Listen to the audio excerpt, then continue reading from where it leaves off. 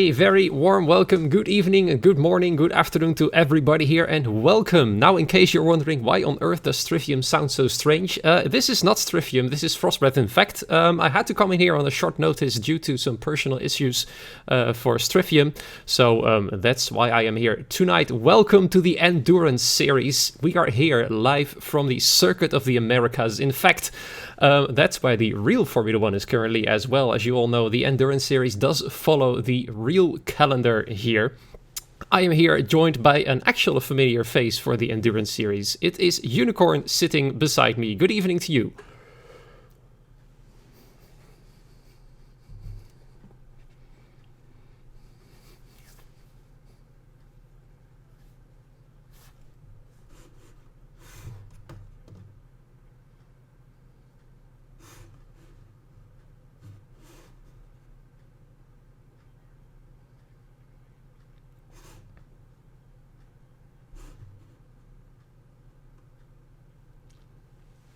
Right, excellent. I'm very excited as well. I hope all these settings are right. As I said, this is on a short notice. I didn't see any audio changes while you were talking, so I hope everybody on the stream has heard you.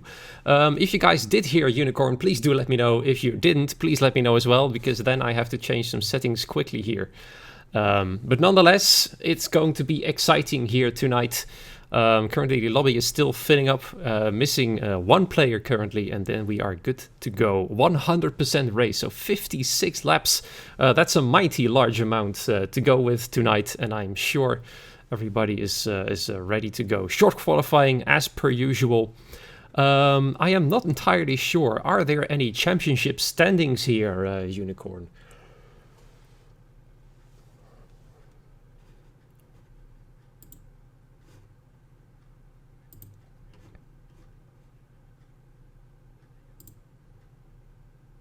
The tracks, obviously, there are standings floating.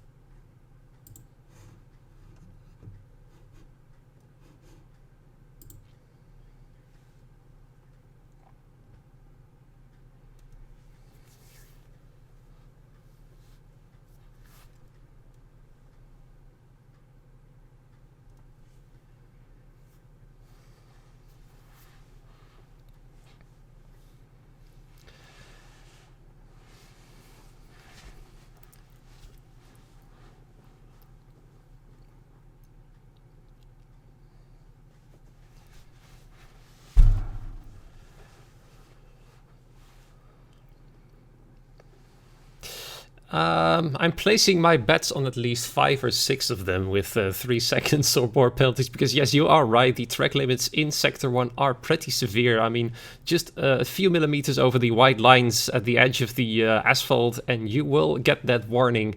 And let's see how many people can avoid that with 56 laps of racing.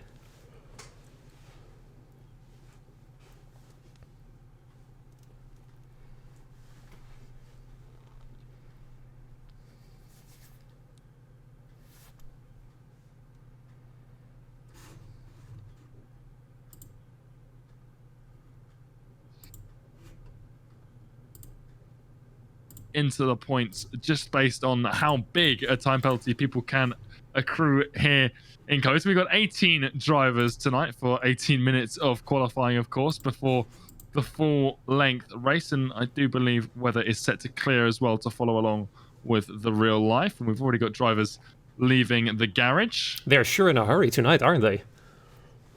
Yeah, just flying out. We'll see who that is getting out first onto the track. It looks like Neon in the Red Bull, still sporting the white and red livery from last week that we saw. So a little look here at Neon then. The first yes to leave the pit indeed.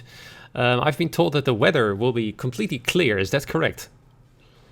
Yeah, I do believe so. We're following along, of course, with the real life F1, and that's what's forecast for tomorrow. So no rain expected for these drivers or the real life F1 drivers tonight and tomorrow, or wherever it is that you may be here in Austin, Texas, and the sun's shining down, and well, Neon on his outlap, soft tires. I think that'll be what we see the majority of people go for. Of course, the medium run always stands a little bit of chance, but around a short circuit like this, a very, very quick lap time, the mediums don't really stand too much of a chance, but if anyone's got substantial pace. Can't help but notice that more often than not, people just go for the softs anyway, regardless of whether the track is available for medium tires or not. But yeah, you're absolutely right. Only a few people trying, but I'm afraid with only 4 people going to try those medium tires, it looks like they're gonna have a very hard time getting into the top 10. But you never know, you never know. We might be in for a surprise here. Yeah, absolutely. It's early stages as well. You know, go out for a quick run on the mediums, see how they feel, then get yourself back on the softs in the later stages of qualifying. It's a short lap here, so plenty of time to get multiple runs in, 3 if not 4 if you're pushing it. Neon, he'll come through the final corner to start his first flying lap of the session. Very close on the track limits already, despite the first round usually being the banker lap. And personally, I wouldn't push the track limits this much already, because an early invalidation means the pressure's on for you. Yeah, a little kick out of the rear coming out of turn 1, but nothing he can't handle now. Coming into the tricky 3, 4, look at 5 section. Oh, that was close. Through into 6. Little bit of a correction required there as he really clips the apex coming through 7. Nicely done to avoid ruining the track limits there, and 8 and 9 successful as well. Flying out of 10 now, down towards turn 11, and it looks like he's about to get hooked up with a little bit of a slipstream from his teammate. Yes, they might have planned this out. Yeah, absolutely. A little bit of a slipstream here. DRS enabled, of course, out of turn 11, down into the run, into turn 12. It's a beautiful slipstream between Scars and Neon here. And he moves out of the way. Red Bull's working in cohesion, and into turn 12 he goes. We'll see what sort of time this will be from Neon, because obviously this is only the first run. It won't be the optimal track temperature yet, but with that slipstream, it will still be a very, very impressive time. This long left-hander, or the double left-hander of turn 15 almost. And now the long right-hander that is a double corner, 17 into 18. Going out into the last 2 corners, 19, the penultimate one. Being careful not to invalidate on the inside or the outside. Here he comes then. After the final corner. Catalundi a little bit wide. A big snap from the rear for Neon. Crosses the line at 131.4. 31.4, yes, that's a very impressive time to start with. And I'm just seeing here that one of the Alpines of Toptus has already retired within the pit lane. So no qualifying run for him then at this track here. He'll have to start from the back, unless, of course, one of the drivers behind him suddenly decides to crash their car. But I find that very unlikely at the moment.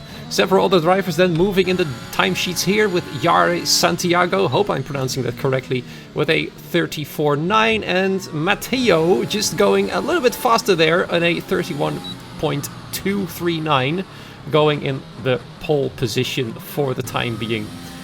More people then coming in with their times. Noel, for example, a 31.9, and currently at the bottom of the timesheet is Blind, with a 33.6 in his McLaren car. So let's see who else is on the way here. We can see Domi coming in, the host of tonight's lobby here. Round the final corner he comes. Let's see what he can do to beat the time. He might just come in with a 31. It's a 31.8, so that's P3 for now. Just about 2 100ths quicker than the man in P4 right over here.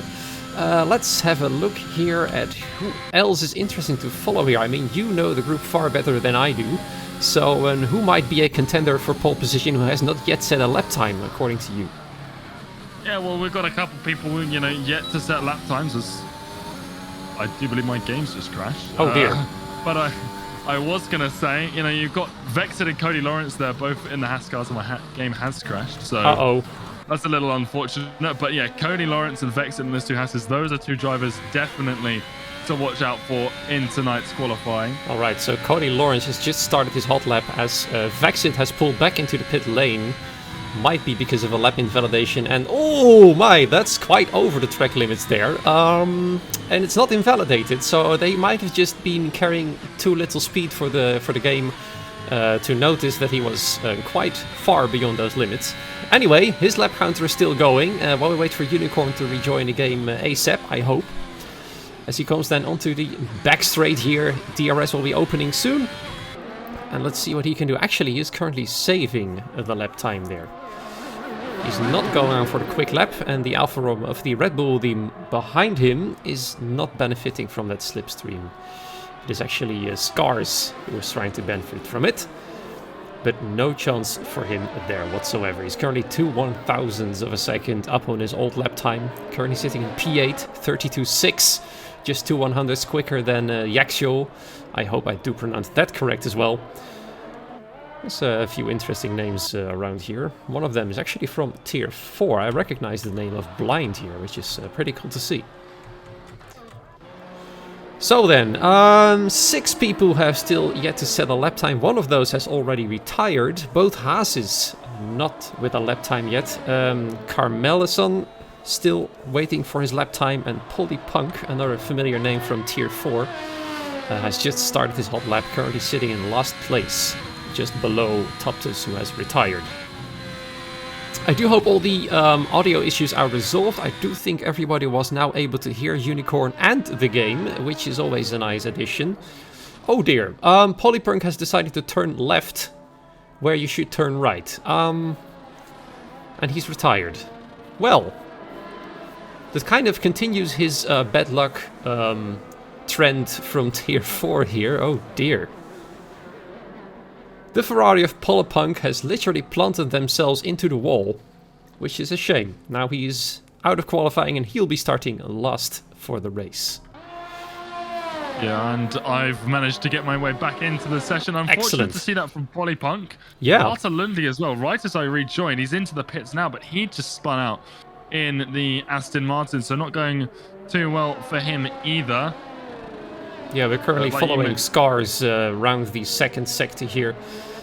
But he has already invalidated his lap, so he's going to have another go or pull back into the pit. I think he's going to go back into the pit lane as his tires are currently on for quite a while now. As Polypunk has just informed everybody, his wheel got disconnected. Yes, you do have a terrible amount of bad luck there. Let's hope for the race that luck will turn around. Yeah, oh yeah, P8 just overtook Scars there with a 32.1. 4/10ths quicker than Scars. In fact, 4/10ths of a difference is quite large between two positions directly behind one another. Out of the pit lane comes one of the Aston Martins. I do believe that is, yes, Carter Lundy. He's gonna have a second try there for a hot lap after his warming up of the tires there. Well spotted there, Mormith. The camera guy above pole wasn't really paying attention. Luckily, we did catch it on camera, and we saw him crashing live. For some reason, I seem to curse Poly whenever I have him in view during qualifying. Yeah, one thing I'm not too sure on is Cody Lawrence right now not pushing at all. A 137.2 was his last lap around. He's going again, but again, not looking for an improvement, it would seem. His teammate Vexit has just started a lap time, and I mentioned him earlier as someone to watch. And we've already, elapsed almost 10 minutes in this session, and Vexit right now, no time set on the board at all. His teammate 15th, and Brownie as well, another driver, very, very quick there, who's down only on medium runs at the moment, chaining them together too. So he's not pushing for pace as of right now, but as we close down on the end of the session, we'll see that sort of start to come on through. Matteo, current pole sitter, 131.2, he's flying as well. But speaking of flying, I can actually confirm that Vexit has just set the first fastest sector purple. So it's going to look interesting indeed. Let's see what he can do. Currently sitting in P18, trying to go for that fastest lap for now, at least. And he's definitely got the capabilities to do so. Very nicely done through turn 12, using all of the inside curbing that is available to him. Track mat goes purple for sector 2 as well for the Haas, and obviously the home Grand Prix for the Haas team, despite what the car might look like on the outside. Obviously it is an American team at its heart, through 17 into 18, and again he's on these soft tires, so unlike Brownie, he's not going for that medium tire at this stage. He's still gonna fly. He's gonna come through the final corner. It's a 131.239 to beat through the final corner. He comes DRS and able to. It's the first 130. It's the first 131 wow. sub. It's a 130.915 from Vexit, and that is a huge lap time from him. Matteo, well done. Well, he did just set a lap, I think, and he also went sub 131 and 130.938, but not enough to retain provisional pole. And that's typical Formula 1 for you. 2 100s separating the front row. And, oh dear, that's the Haas going really slow there. I thought for a moment he had spun out, but looks like he's just going slow to make way for the McLaren of Matteo. No, nothing to worry. Blind, let's see what he can do. Matteo, his teammate P2 right now, working the other McLaren go. It's an improvement. 6/10 found, only good enough for one place. P12 now for Blind. Oh, the grid is very competitive tonight. Now then, we can see Cody Lawrence come out of the pit lane then. He's going to try again at 37.2. Definitely not on the pace, so something must have happened there on his first try out. Andy King's just jumped up into P4, 131.452. Very nice time from him. His teammate just behind him on an outlap though, so he will not be able to benefit from any tow that Candy King will give him potentially. Can't help to find it a bit funny that Caramelson is driving with Candy King in the same team. Not entirely sure whoever else gets that slight reference there. But I find it pretty funny. But that's just me. Let's see then. Let's wait up here for Cody Lawrence on the back straight currently. One of the potential pole sitters there. Heating up his tires for that one perfect run you need. With 5 minutes remaining in the session, the pressure is now quite on. If he can't get this one right, he's gonna have to hurry up like a madman back into the pit lane. To potentially get that final set of tires on and then get going again. Yeah, we are starting to get into that final run for most people. There's still time with the 130 lap time around here. You can get around once more and get into the pits safely, but really there is not a lot of time left for most of these drivers. Cody Lawrence in the Haas, well, his teammate's gone fastest. We'll see where he can go. 137.2 is his current best, but we think he's definitely got more in him as he comes through. Well, I think he's doing another warm-up lap because he's not using any ERS. He hasn't been using ERS all evening, and I'm surprised as to why. I don't understand what sort of tactic this would be for him, but he's gone through there quite nicely. But again, like you say, not utilizing any of that battery at all through the opening sector. He's already 3/10 down on his previous lap time, so... He either forgot it, or he's just gonna go for another warm-up lap. I just don't understand. Either way, it's a bit confusing, isn't it? Yeah, Cody is going through right now. He's a smart racer. He's got strategies for pretty much every track on any condition, but we'll see what his plan of action is here, because he's not using any battery at all here. Nope, not even going up to gear 8 there. Taking it easy through the corners, no DRS. There's no other way. It has to be another warm-up lap. Everyone else starting to come out of the pits as well onto outlaps. You can see Vexit, Neon now, Yar Santiago too. One of these top 10 drivers coming out of the pits. Karma Lesson right now, P10 on 132.1. He is flying through the final sector, and is this his last attempt at a lap time before the end of the session? He is going to come through and round it out into the final corner. Turn 20. DRS enabled to the line, and it's P8 for him. A huge improvement, 6.5 tenths. That's nice. For the Alfa Romeo, and it's a 131.541. Just a few hundredths off of one lose time, but still 8th place. Nothing once again with Cody Lawrence, by the way, still not using any ERS. I'm thoroughly I've never seen this before. Why does he do that? I'm very intrigued. And confused at the same time as to why he's not using any power at all. Yeah, definitely bizarre for him. We'll see. He has to use it at the end of this one, surely, in the one last run. It's all the time he's got left in the session now. Hopping on board with Neon, I believe he's just started a flying lap, and he does appear to be burning off some ERS, and he is. The Red Bull is flying. Current provisional poster to Vexit's just started as well in the Haas. Let's have a little look there then for our viewers. Oh, he's getting a bit of traffic up ahead. That might be a bit of a problem. The Aston Martin there moving out of the way. Oh, is he moving out of the way? Ooh, it's getting very tight there. He's not moving out of the way. The Aston Martin is still in the way. And that might have impeded Vexit a little bit there. Unless I'm completely mistaken there. I do believe the car of Carter Lundy was impeding the lap there for Vexit. That might have held him up just a bit. He was already nearly 1/10 down on his previous lap time in the first sector. So, might be a bit frustrated. In the meantime... Yeah, especially given the gap. Yeah, Cody is pulled back into the pit.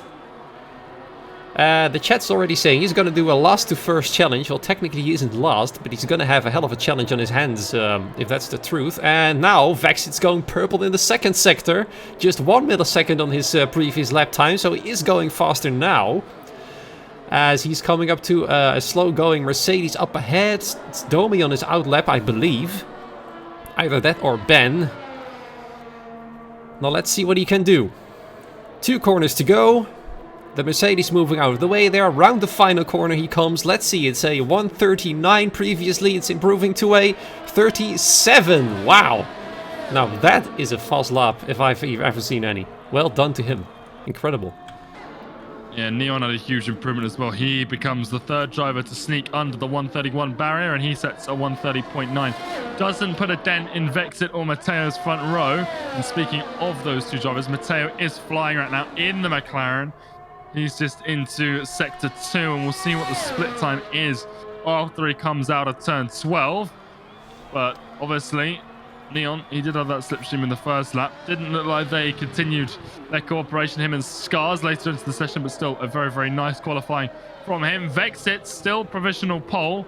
Matteo is up on his time, though. Is it going to be enough as he comes through the final sector? It was a purple second sector. Let's see what he can do. The big right-hander there. 2 corners to go then. And let's see then, can he beat that time of 1:37.05? Final corner then, round he comes, and let's see then. It is a 30. It's the same time! And he manages to put it in pole position! That's insane! Look at that, it's... Well, how often does that happen? That the top 2 drives exactly the same time. I mean, that is it's incredible. Now Neon is still going as well. Let's see if he can make it 3 in a row. That would be absolutely hilarious. That would definitely make my day 100% better. Now look at him. There he comes then. Through the long right-hander. Into the final 2 corners. His lap time is a little bit off though, according to the timer over there, and he's going into the pit lane. Never mind that, he's not going for a lap time anymore, so that's, unless some others can improve here, for example S2000, he'll have to improve by nearly a second though, but he's also pulling into the pit lane, so that's qualifying runs for pretty much everybody over. Yes, it is. So then, the pole time is the exact same time for the person in P2. It's a 1:37.05. Well, that's one interesting thing to see. Yeah, absolutely. And we had a few late laps from as well from Wanlu Domi. They secured some higher positions. Wanlu up to 6th in the Ferrari. It was 5th before Domi came in and qualified 4th. So he'll start alongside Neon on the second row of the grid. Put those 2 guys up at the top. You never see, well, I was going to say a gap like that, but there really isn't much of a gap to talk about. The lap times on our timing tower is exactly the same, so presumably the game's just gone a little bit deeper there. I think the decimals get rounded to 3 for us visibly, but we do continue a little bit in the background, and that's obviously what's put Matteo on pole, the Frenchman, ahead of the Brit. Behind them, Neon and Domi will start 3rd and 4th, with Carter Lundy and Wanlu in 5th and 6th. Candy King starts 7th, Scars starts 8th, S2000 in 9th, and Carmelescent will round out our top 10. We'll go through everyone else on the formation lap, but looks like we have it was absolutely insane. Yara Santiago then in P11, Noel in P12, Jackshol in 13th, Brownie in P14, Four-door sedan in P15, Blind, and Ben P15, 16, and then we have Lawrence in 17th, followed by 2 drivers who were not able to qualify. So then, you are absolutely right about we've never seen that gap before, because you can literally not see the gap between P1 and 2 in terms of qualifying at least. So yeah, Off we go then to the grand race. 56 laps are ahead of us, and we are just excited as you guys are. It's going to be one hell of a race. If the top two actually have the same pace as they have in qualifying, it's bound to be a good one. So predictions for the winner, of course, you can leave them in the chat. I'm curious because you all know this group far better than I do. Of course, Unicorn, who would you predict a potential winner for this race? I mean, you just have to look at that top two here, Frostbreath, with that qualifying, you know, very, very dominant there. Neon as well on that second row, looking quite confident throughout, and, you know, never say never to anyone in a race like this. You know, the Endurance Series, it's not called that for any random reason. It is about just getting to the end in a lot of circumstances, because people will have collisions. They will find themselves in the wall, and we won't finish with the 18 drivers that we start with. We saw 2 retirements in qualifying. Obviously, not quite for the dramatic reasons that we might have here in the race, but there's a lot of laps, and that's a lot of laps to make a mistake on. So, you know, whoever has the cleanest race, and whoever, we said it before we got into qualifying, keeps themselves clean of any penalties. Penalties are really going to be a kicker here. We saw how many red track maps we had in qualifying. Those are going to rack up to penalties here in the race. 56 laps. If you pick up 1 every 3, you're going to be nearly at 20 warnings, which is going to be, you know, 6 or 7 time penalties, depending on, you know, how badly you do on certain laps. So very, very, you know, open here to anyone this race. Obviously, you've got the likes of Cody Lawrence down there, who people were predicting a last to first challenge from starting 18th, of course, because Tuptus and Polypunk not able to set a lap time in qualifying, but we'll see what happens with everyone here. There's a lot of pace all throughout this grid, scattered. You know, I'm looking at Brownie, I'm looking at Noel, both very quick drivers. There's other quick drivers up and down this grid, but that front 4 in particular, those 2 front rows, very, very quick drivers. A lot of pace there, but Vexit and Mateo, stunning times. Obviously, Vexit, you mentioned it in qualifying, might have been held up on his last run. So maybe there's more pace in that Haas, because he did beat Mateo before then. Was beating him throughout qualifying, so yeah, exactly. Would not be surprised to see an early overtake from the Haas, but it's a very, very long race, and 1 overtake is not going to be enough to win this. Oh, let's see. It's going to be very exciting, nonetheless. It's we're just having a little look then at the tire strategy. According to the game, we're going to have a 3-stop, which I highly doubt. I think 2-stop is the most likely strategy here. And if you really want to have a bit of a risk, you want to go for a 1-stop, but I don't think that's going to be the case, as all the drivers are now slowly making their way up to the grid, getting the final bits of heat into their tires, into their brakes, getting ready for that awesome race start there. Almost everybody below the top 10 is starting on the medium tires, with the exception of 4-door sedan and Tuptus, both starting on the soft tires. Tuptus, of course, having a fresh set of soft tires under his car, so he might just have that bit of extra grip for the first few laps, and then let's see what else he can do. Let's switch to the lead driver here. We're currently viewing them from behind. Let's hope the camera switches to the front as the grid is now formed up. The game currently saying it's the 2nd lap, which is of course not true. And there we go, then the lights are now going on. 4 lights, 5 lights, ready and steady, and off we go then. Looks like a great start for the Haas then, for Vexit, who's gone off the line far better than Matteo, who's now already moved into 2nd place, already under threat from the Red Bull there, as he has to go very, very deep. A bit of a wobble there, and now immediately side by side then both of them go, and oh no, Matteo goes off the track. He goes, well, nearly going off the track. He managed to keep it on the track somehow, but that's a terrible start for him then. Already fallen down to P5, and 2 drivers fallen down to the back of the grid there. S2000 and Caramelison, I'm terrible at pronouncing that name, by the way, fallen down far behind the rest, so not a great start for Matteo. And now then, looks like Vexit is going to try and make that get to Neon, as Domi already moving into 3rd place ahead of Carter Lundy. It's an incredible start for him then, made up 3. No, actually, he started from P4 then, I believe, so made up already 1 place, so great for him. Well done. Let's actually switch to that position gained or lost here on the standings there. And yes, as we can confirm here, Matteo falling down to 5th place. Bad start for him, as the guys in P3 and 4 are still fighting side by side. Look at them go then. It's very daring to do that over there in that corner, as the grip here, at least to my experience, is quite low. And down they go into the final sector then. And now Cartelloni falling down back to P4, and Matteo slowly trying to get himself back into the game. Oh no, what happened?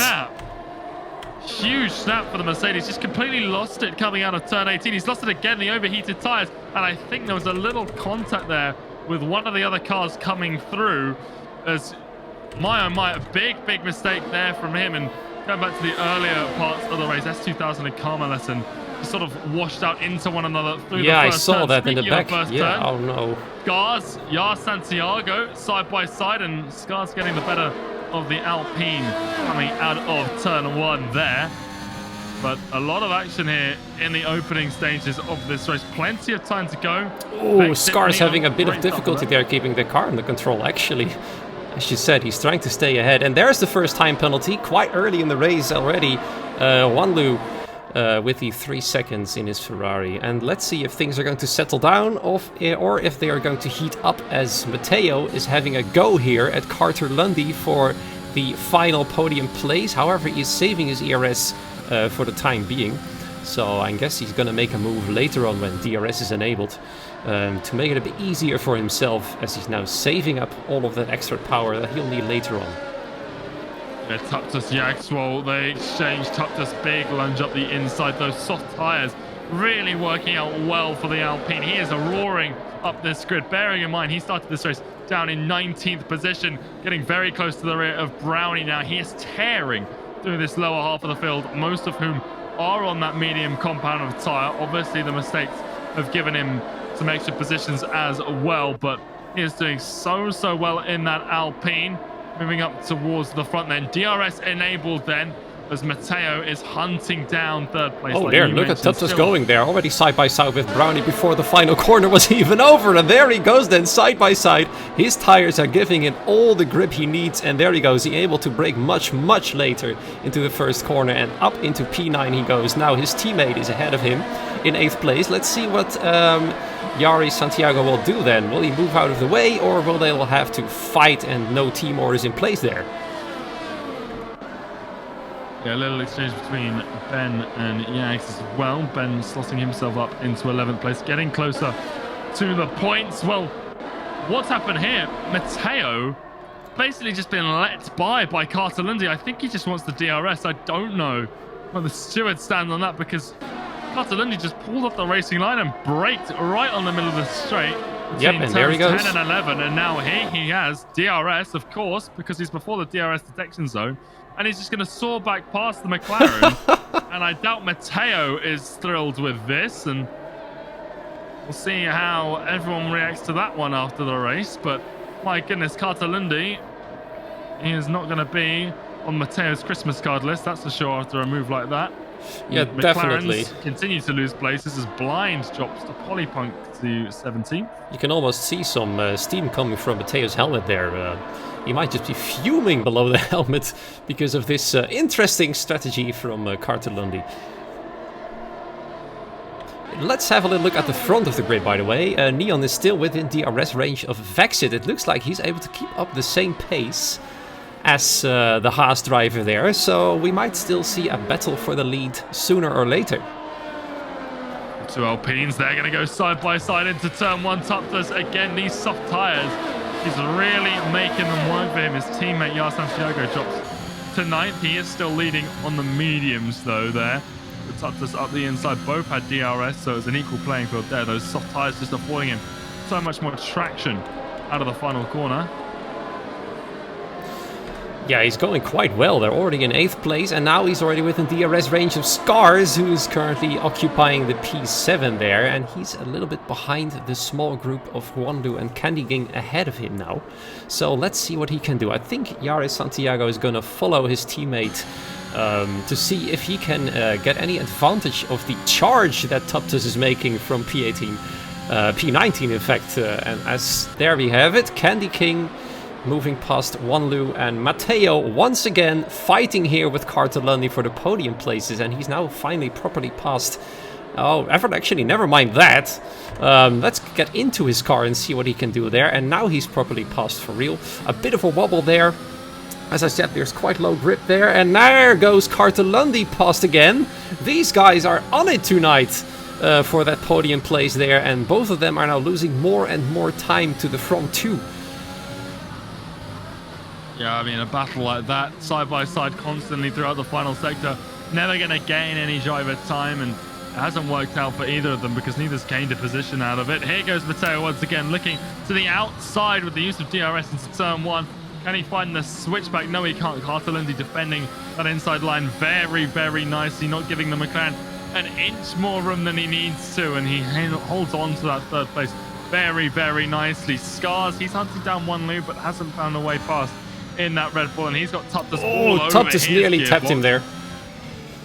So he's really got to work on, managing, overtaking and defending at the same time. But this mid-pack very, very tight, all the way from Cartelundi down to, Ben even in 11th place. So yep. It's a huge, huge train, about 8 cars long here. And the Alpines have got both strategies covered right in the middle of it. So expect a good result from one of these two. Neon not quite close enough to take advantage of Vexed as Matteo just storms past Cartelundi into turn 12. Yeah, he just keeps trying to stay ahead, and now their gap to the top has increased to more than 5 seconds. Let's have a little look at here. The Williams is fighting there in P12 and 13. Oh, Yaxiol, be careful there. You nearly ran into your teammate. They are fighting hard, very hard. And that has caused them as well to lose connection to the group ahead of them. Ben bringing up the rear of that group, in fact, trying to hang on there. Brownie as well, just barely within DRS range of Santiago in P9. Tuptus, in the meanwhile, is now starting to run in a bit of trouble there with the Red Bull of Scars. Now he's going to try and make a move. How Scars going all the way into the inside. So Tuptus is forced around the outside. Both of these cars now having soft tires, of course. And Tuptus is not able to clear him just yet. So he's going to have to tuck in behind the Red Bull once again and try and follow him through the first sector. Scars is having a bit of trouble following Juanlu there, getting a bit of a wobbly car because of the close proximity to the car ahead. As S2000, due to his pit stop, is now setting the fastest lap time of the race, all the way down in 19th place, 9 seconds behind Domi in P18, who was doing so well in P4 until he had that massive moment at the end of lap 1. Such a shame. The leaders in the meanwhile, let's see here, it's still Neon behind Vexit.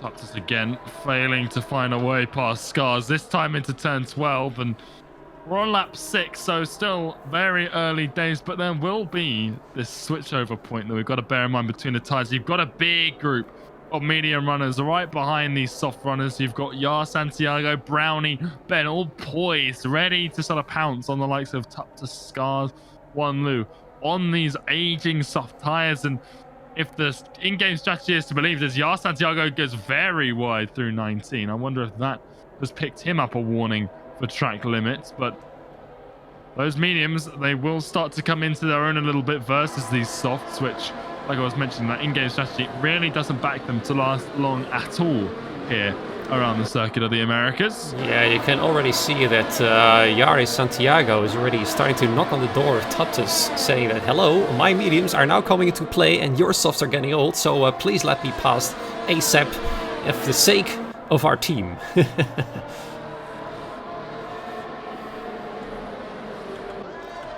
Oh, let's see here. Teamwork not too important in the Endurance Series. That's a fair point, yeah. I keep forgetting that the teams are not as important here as they are in the actual tier divisions. But anyway, Santiago is now very close to the back of Tuptus, as well Tuptus being very close to the back of Scars, who in turn is very close to the back of Wanlu. So this is going to be a very long train all the way down the back straight. No overtakes happening there just yet. However, I do see a close battle here between Cody Lawrence, actually, finally moving into 14th place, past 4-door sedan he goes, on to the fighting Williams pair ahead of him. He's still trying to get that back of the grid to first challenge. He's going to have to hurry up if he wishes to complete that challenge, though. Yeah, he's making nice steady progress, but you know the grid's splitting apart a bit now. His problem is that once he gets past these Williams, if he gets past them, is he's got to then catch back up that 3.6 second gap. That's a good question, actually, Bitto. How long can the tires go? Ooh. Huge lunge on the inside. Wow, of Matteo look at that. for turn one, and a brilliant overtake from the Aston Martin. I don't think Matteo would have been necessarily expecting that. The two Shazoo teammates have been enjoying each other's company all evening so far in this race, but Bartolini making himself very, very known there. His presence certainly to Bartolini. Matteo's inside, of course. It's turn one. I'm sure Matteo will return the favour down this long DRS straight Let's into see turn if he 12. can, yeah. Thing is, though, Matteo does have... Big Plus, slide from the Aston Martin, and this is exactly what the McLaren needs, and it's going to be a breeze to overtake now. And there it is. Very, very easily done for the McLaren. Is there any switchback available? No, there's not. He is well and truly clear coming out of turn 12. Thing is, though, their fighting has attracted a prowling group of very many cars behind them, as now Candy King has closed well within DRS range. For a moment there, I thought Cartelloni was having a look. No, there he goes then. A bit of a wobble there from Matteo. Is now already side by side, and once again he's going to try and overtake in this long right-hander as Matteo is trying to push him out to the left, but he doesn't succeed in doing so, and that means Cartelloni once again moving into third place, and Candy King is actually liking this battle a lot. I think he'll fancy a move sooner or later if these two keep squabbling over this podium position there. Candy King just staying to the right, and he's like, I'm not gonna get involved here. You guys fight, and I'll wait until my moment comes. And Matteo, no, Cartelloni then slotting back into third place as Matteo getting slightly better exit there. And now he's back in front. It's hard to keep up, actually. It goes that fast. A big wobble from Matteo coming out of turn one there. Nearly cost him as he got the move back on his Shazoo teammate, but it is still the McLaren in third. But like you mentioned, Candy King here sitting on the rear of this fight. It's bringing him back in, but they're not going to want to let him by. I'm assuming they're having a little bit of fun. It's Santiago. What's happened to the Alpine, the medium runner? He was leading that train of the yellow wall tyres. He now drops right down to the back of it. Cody Lawrence now up to 12th as a result, as well as everyone else who's gone past in there, inheriting a position, as the Alpine has had some kind of spin. Very, very unfortunate for him. Cartellini, Matteo, they will exchange once more. This time it's side by side into turn 12. Candy King, well, he can't put on the pressure because he's feeling it from behind with the Ferrari of One Lou as they come into the final sector now. No exchanges in this sort of part of the field, and no exchanges up front either. Vexit still leading Neon nice and comfortably here, and he hasn't used a lot of ERS either, so he is really sitting pretty with that front runner pace. But why am I still some great battling in this race, and we're only on lap 10 as the leaders cross the line, and there's 56 in total, so plenty of time left to go. It's absolutely... Oh, is he a spin? Somebody has spun. I saw that happen. It's Scars. It's just in the back of the camera there as he's trying to avoid the wall here. He's actually able to make it, and he's falling down to P14. What happened there? I think both you and me have missed that moment there, didn't we? Yeah, just a little spin, and he's lucky to have kept it out of the pit wall as Tuptus drops down. Jan Santiago, Cody Lawrence exchange, and Cody looking for the move there on the Alpine, doesn't find it, of course, and we just saw the spin from the Alpine, so recovering nicely to fight with Cody here, but picking up a penalty as he makes his way through sector one. He won't be too thrilled about that. Yeah, let's have a little look there. I have this feeling that both Vexit and Neon are working together to make that gap to P3 as big as possible, because they do see that Matteo and Cartelloni are fighting. Speaking of which, once again, Matteo is moving into third place. Oh, man. To answer your question, actually, let's see who asked that question there. Mormith, yes, it is staying dry throughout the race, as the weather will be the same as real life, and the predictions there were dry weather, so sunny, very nice all throughout these 56 laps, of which 46 in fact are remaining as soon as the 2 leaders cross the line.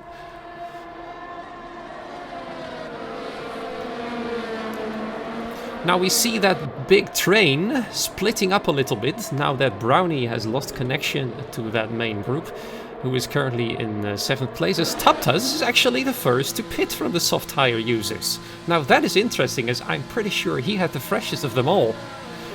He might just go for an undercut then. What do you think, Unicorn? Well, obviously he's been pushing like mad to have made up those positions that he did, because like you mentioned, he was on that fresh soft, but that's because he started all right down, so he's had to fight his way through and get back to those, top scoring positions. But like you mentioned, there's an undercut potential here for him. He's on to another set of softs. This one, he'll probably take a little bit longer because he's gone for the early pit stop, got off the tyres that he's been fighting tooth and nail for. He's used up that first set, now going to go for a slightly longer run, I imagine. No, he's gone to the softs once again. Nice. Yeah, but a slightly longer run than his previous, more than 10 laps. He'll probably go somewhere, I should think, into the mid-20s. Similar to what we'll see from the top runners. Vexit and Neon, they'll push through for another couple of laps, I should think. Then we'll see Taptas as Matteo, Cartalundi. They're going to go side by side once again, and it's potentially the 3rd time we see these guys go side by side through the final sector, and we've seen Carter make the move around the outside of 17 twice already. Oh, we're going to see it again here between him and Matteo. I don't think he's got the exit out of 15 that he needs. And he's sliding through 16. Ooh. He's had a big loss of traction there. He's caught it very, very nicely as Cody Lawrence and Yar Santiago exchange the Haas up into the points for the first time this race. He'll be delighted with how his race is going. And he's done that just before turn 16. So... yeah, I saw the move happening actually at the back straight. He was able to overtake Santiago, but he made a little bit of a comeback there. But Lawrence able to make the move stick, for the time being at least. He's doing quite well. Another one to pit then. Scars, after his spin, has probably knackered his soft tires, going on for the medium tires for his 2nd stint of this race, falling down to P19 most likely, as both S2000 and Blind are passing him now. He's on then for his next long stint. I think he might just go for a soft, medium stint. Let's go back to the head of the race. Let's see what's going on there. It's still Vexit and Neon has been keeping well with Vexit, but Vexit, he hasn't used barely any battery. He's really just been managing that pace up at the front so well, and both he and Neon working together nicely here, not trying to put him either one under too much pressure. We're seeing Matteo and Cartalundi battle it out so hard. It's cost them times to the cars behind, and we've seen that with Candy King Wanlu being brought into that battle. Neon and Vexit, they're not fighting, and as a result, they're pulling out. They're benefiting from the battle behind because they're not losing time to them. They're in fact gaining time from it. So they're running away now. The gap nearly 10 seconds between Neon and Matteo, and subsequently they're just so comfortable here. They can afford to go an extra lap. They're not threatened by the undercut. They're not under any immediate pressure. They know that both of each other are working together. Yeah, Matteo had a bit of a moment there out of the final corner, but Cartalundi is actually staying behind him for now. As there's a small yellow flag on the main straight, and I think that's Noel Carlman made a spin there out of the final corner in his Williams. That's very unfortunate for him. Falling down all the way to P14 as 4-door sedan and Domi are now coming in for their pit stop. Domi is somehow still looking to recover from his disastrous first lap. Is now sitting nearly in last place. Only Caramelesson is still behind him, far away, pretty lonely in 20th place. Still though, nobody is out of the race yet, which is very interesting to see. But this is endurance, and people will get tired by the end. So that's the moment where mistakes might actually slip in, as we once again see Cartalundi slip into 3rd place for what is like the 20th or 21st time, as Matteo goes once again a bit too wide, and that's now 6 seconds of time penalty. So while he is fighting for a position here on track, he is currently losing more than he would probably prefer. Now 6 seconds is a lot of time this early in the race. So not looking too bright for him in terms of losing time to the rest of that group, as still all the way to P8 they are waiting for a moment to strike. Candy King, Wanlu, Brownie and Ben waiting patiently there as, wow, look at that. Cartalandi moving into the pit lane, Matteo following suit, so that means their battle will continue in the pit lane. I mean, that's going to be the story of tonight, isn't it? These two just fighting over literally, well, everything. Even the pit stops are now fighting. Now let's see what their strategies will be. Both of them on the medium tires, so no difference in strategy there. Equal now in terms of tire degradation. Depending, of course, on how aggressive they'll use those tires, of course. Now, let's see what they can do. Oh, no, Matteo, you nearly took yourself out there. Good God. That was a bit aggressive. Yes. He really wanted to stay ahead of that Williams, didn't he? Well, I mean, he doesn't want to lose Carter here because Noel, he's on these 13-lap old mediums. He's going to be much slower than those fresh tires that they're on as Scars gets through on blind. He's also on the fresh mediums. And we're seeing just where the pit stops are starting to slot people into this grid. We'll see if any of the other leaders start to pit now. Would not be surprised if Vexit is thinking about a pit stop. He's used a bit more battery and Neon's closed in as well. So I think there might be some sort of pit stop coming through quickly for one of those two. Wanlu as well. He's putting a bit of pressure on Candy King now. Candy King also has no DRS, of course, so I think he'll come in this lap to protect himself from anything as Neon is into the pit lane. He is. Vexit isn't. Undercut and Vexit. Ooh. Yeah. Now we might see a change of the lead here very soon, as Vexit decides to continue. Yeah, Candy King's in. Wanlu's not coming in either, so he's going to go for another run round. And this is interesting, the variety of strategy that we're seeing here. Like we saw with Cartalandi and Matteo, I'd expect more people to just sort of follow the other one that they're racing in, but it's not the case. Vexit, of course, he's leading this race. He couldn't follow anyone in. Neon's gone for the undercut, so a smart move from the Red Bull. He comes out in 5th. He's got 4.1 seconds of clear air. Wow. And as long as this is a good, a good outlap from him, then he should be, flying, and he could potentially have Vexit here on the undercut. The gap, he's closed it down a bit to about half a second. I'm surprised that we didn't see Vexit come in. Very surprised indeed, yeah. I think it might be a mistake here, and I think we might even see an exchange for the lead. There is a bit of a train up ahead, though, for Neon, so he could get caught in that. He's caught by half a second already. He's absolutely flying on these new tires as Brownie overtakes Wanlu. So are we seeing the switch over between the mediums and the softs? Obviously, most people have got off the softs as there's Ben. A little bit of a late move for the Mercedes, but it's a beautiful lunge up the inside, and he slots himself ahead of the Ferrari, who will be kicking himself that he didn't come into the pits. Cody Lawrence, he gets it done on Yas Santiago. No tire difference there. But the Haas now, he started 18th. He sits in 6th. Leader coming in. Vexit is coming into the pit lane now. Let's go and switch to Neon. He is just in that right-hander, and I am afraid that Vexit will lose the lead by this lap staying out just that little bit longer. Around the final corner, Neon comes while Vexit is still stationary in the pit lane. He's now actually on the move again. There's 3 cars passing him now, and he's now on the exit, and yes, there he goes. Well, actually, did he manage to do it? Side by side they go, actually. Now, but it's a very close. Of course, Vexit will have just those slightly colder tires, and Neon somehow is still behind Vexit. Look at that. It's incredible. He managed to keep him behind, but just barely. 1 lap later, and he would have lost the lead for sure. Now, both of them are catching the slower pack ahead, so they will meet what we'd like to call traffic very soon. So this battle is far from over between Vexit and Neon. Now they actually might go and fight one another, as Vexit is using a lot of ERS on the main straight to keep Neon behind still, and Neon looks like is just patiently waiting once again. However, he's getting very close. Now, this is a chance. There he goes, side by side, and he does pull off the move finally.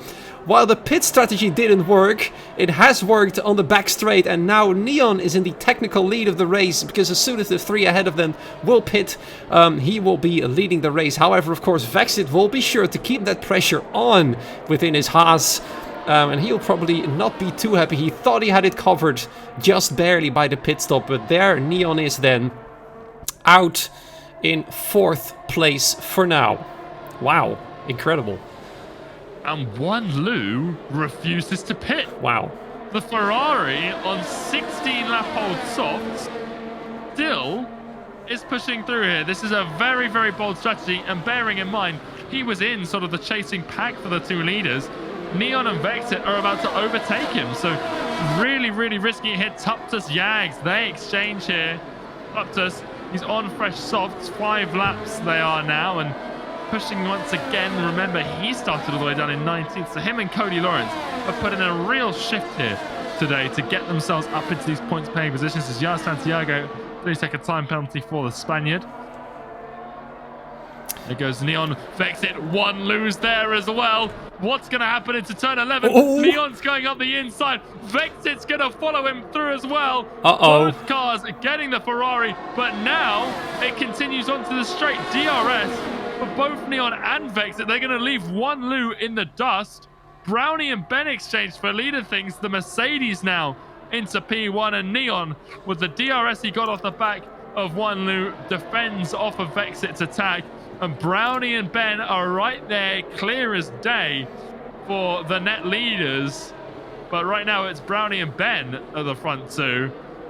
And well, this fight for the lead is getting so much more interesting. We're on lap 17 of 56. And Frostbreath, this is just sublime racing from these drivers. Yeah, I'm absolutely loving this. This is absolutely wow. I'm sometimes a bit speechless here about what's going on. Neon is still managing to keep Vexit behind him, and I think that was just purely a strategy call there to get past the Ferrari. So he could get that free DRS, get some clear air, and make sure that Vexit remains behind him, as he had to still slightly fight between himself and Wan Lu to get past. And therefore, Neon is still able to hold him off. However, Neon is now behind the group of Brownie and Ben. Let's see if he is going to do the same. Actually, he's getting closer and closer to Brownie, and Vexit patiently waiting behind him to see what he's going to do. Will he pull off the same move here? Now, I think he's a bit too far back here. Yeah, he is. So then he's gonna have to pull off that move on the back straight, and Vexit very, very close behind him. Let's jump into his car in the T-Cam here.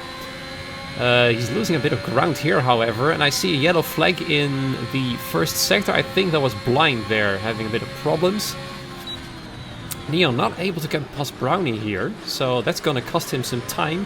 More yellow flags in sector 1, and once again now Blind has fallen down all the way to the back of the grid. A bit of bad luck there, as Matteo, his teammate, is now once again in front of Carter Dundee. Those two are still fighting. However, it's been a while since one of them has pulled off a move. Now, however, that time has come, and now Matteo is ahead of Carter Dundee into 9th place, as the car right ahead of him, Yaris Santiago, has got a older set of medium tires on his car, so he'll catch up to him quickly. In fact, he's already within DRS range. And there he comes. Goes Neon on the inside of Brownie for P2, and Wan Lu finally pits as well, but Neon and Vexit are separated. Yes, he's managed to get the car in between them. I think that's what he really wanted. That's the best situation, the best scenario for Neon to happen. And now Vexit is going to have to be sitting behind Brownie, being frustrated by the fact that he was not able to pass him there to be able to follow Neon up to the next back straight. And Neon, oh, there he goes then. Vexit then going for the same move as Neon tried earlier on the Ferrari, and he managed to move ahead. He's still within DRS range of Neon, so he can keep up for now. Wow. There goes Neon then for the lead of the race. It was an easy move to get past Ben, and now Ben is the car right in between Vexit and Neon, the two net leaders, the two net P1, P2 then And Ben is now within that sandwich. Yeah, he is now sort of a block in the road for Vexit, and Vexit can't find a way past it on the long right-hander. And this might cost him DRS to Neon. This could be huge in the race. Neon's burnt through a lot more battery. Vexit's got about a 50% advantage, but that won't matter if he has to burn it off just to catch back up with the leader. He needs to try and get Ben now. Ben has DRS on Neon. It's not going to be enough though. Vexit late on the brake, sends it up the inside. A little bit of a lockup for the Haas. Does Ben find the switchback? The 19 lap old mediums don't have the traction needed, and Vexit will cling on to that 1 second window. Cody Lawrence, Matteo, Carter Lundy, they're all fighting through turn 1 as well. The two Shazoo teammates slip through on the inside of the Haas. But Maya says a yellow flag. What's this Yes, for? four-door sedan spun out on the long right-hander. The thing is, though, now Cody Lawrence can enjoy the fight between Matteo and Carter Lundy. Let's see what he'll make of that fight, as earlier on in the race, Candy King and the rest of the group were all staying behind these two quite heated-up drivers fighting one another. Now let's see what he can do. But what a lot of battling we're seeing here. We're approaching the halfway mark in this race, and we still have a raging battle for the lead. It's not necessarily between the two drivers we thought it might be, given qualifying between Matteo and Vexit, but Neon and Vexit, they have not disappointed here. The two white and red cars with the Red Bull special livery now leading the charge. And while Neon doing it justice there. It's absolutely exceptional in the game, but the Haas right behind him. It's Haas's home Grand Prix, and he'll be looking for that. I think that's Ben into the pit lane. Ben into the pit lane. Let's see if Brownie's following. Brownie isn't. Nope, he's not following. Vexit is now very, very close. Will he go for a lunge? No, he's patiently waiting behind him still. He's trying to get a bit more of the inside line there on the first corner, but he's going to have to slot in behind him still, as several people are now in the pit lane. Yare Santiago also pitting, and Ben moving onto a set of fresh soft tires, as does Yare Santiago, so they'll be quite quick now for the next stint. Speaking of people who are quite quick, Taptas is now in 4th position from 19th. That's incredible. Yeah, they are really putting in some shifts there. You know, Taptas, Cody Lawrence as well. He'll be into the pit lane soon, though, so we'll see where he comes out. I'm going to have to switch to the front now. Look at that. Vexit's now super close to Neon. I think he's going to go for it. There he comes, side by side, and easily ahead, in fact, of Neon. He's back into that lead of the race. That lead he so wants to have there. Off he goes. Now let's see if Neon can keep up with this pace that Vexit's having, as he's now really, really flying in that Haas. Neon will have to sit behind in P2, and a bit further back, Cartelloni and Matteo still fighting there, and Lawrence somehow has fallen back. 2 seconds is suddenly in between him and Matteo. What happened there? Well, look at those tires. I think it's just the 14-lap difference between the mediums that they've got on their cars, so most likely, we'll have to see how he fares. And, you know, we're seeing pit stops now from some of the older medium runners, so wouldn't be surprised to see the Haas enter in soon and go for a 2-stop. Maybe another set of mediums to take him to some softs at the end. No, or he's maybe still going. A soft. I reckon a soft might be on the cards for him here at the end. It looks ever more likely. Same goes for Brownie, by the way. Yaxiol is also still on those old mediums. And Karamalessen, of course, had to pit after lap 1, but he's also technically on those older medium tires, all the way down in 18th place. Now let's see, is there some interesting fighting going on? Well, the answer is yes, of course, there's plenty of fights going on. One of them is for the lead, as Neon is trying to cling on to that 1 second gap. For now, he's able to do so, and I think, yes, he's very low on ERS, in fact, so he's going to have to save some in order to go into the attack mode somewhere down the road in this race, as we are now slowly nearing the halfway point.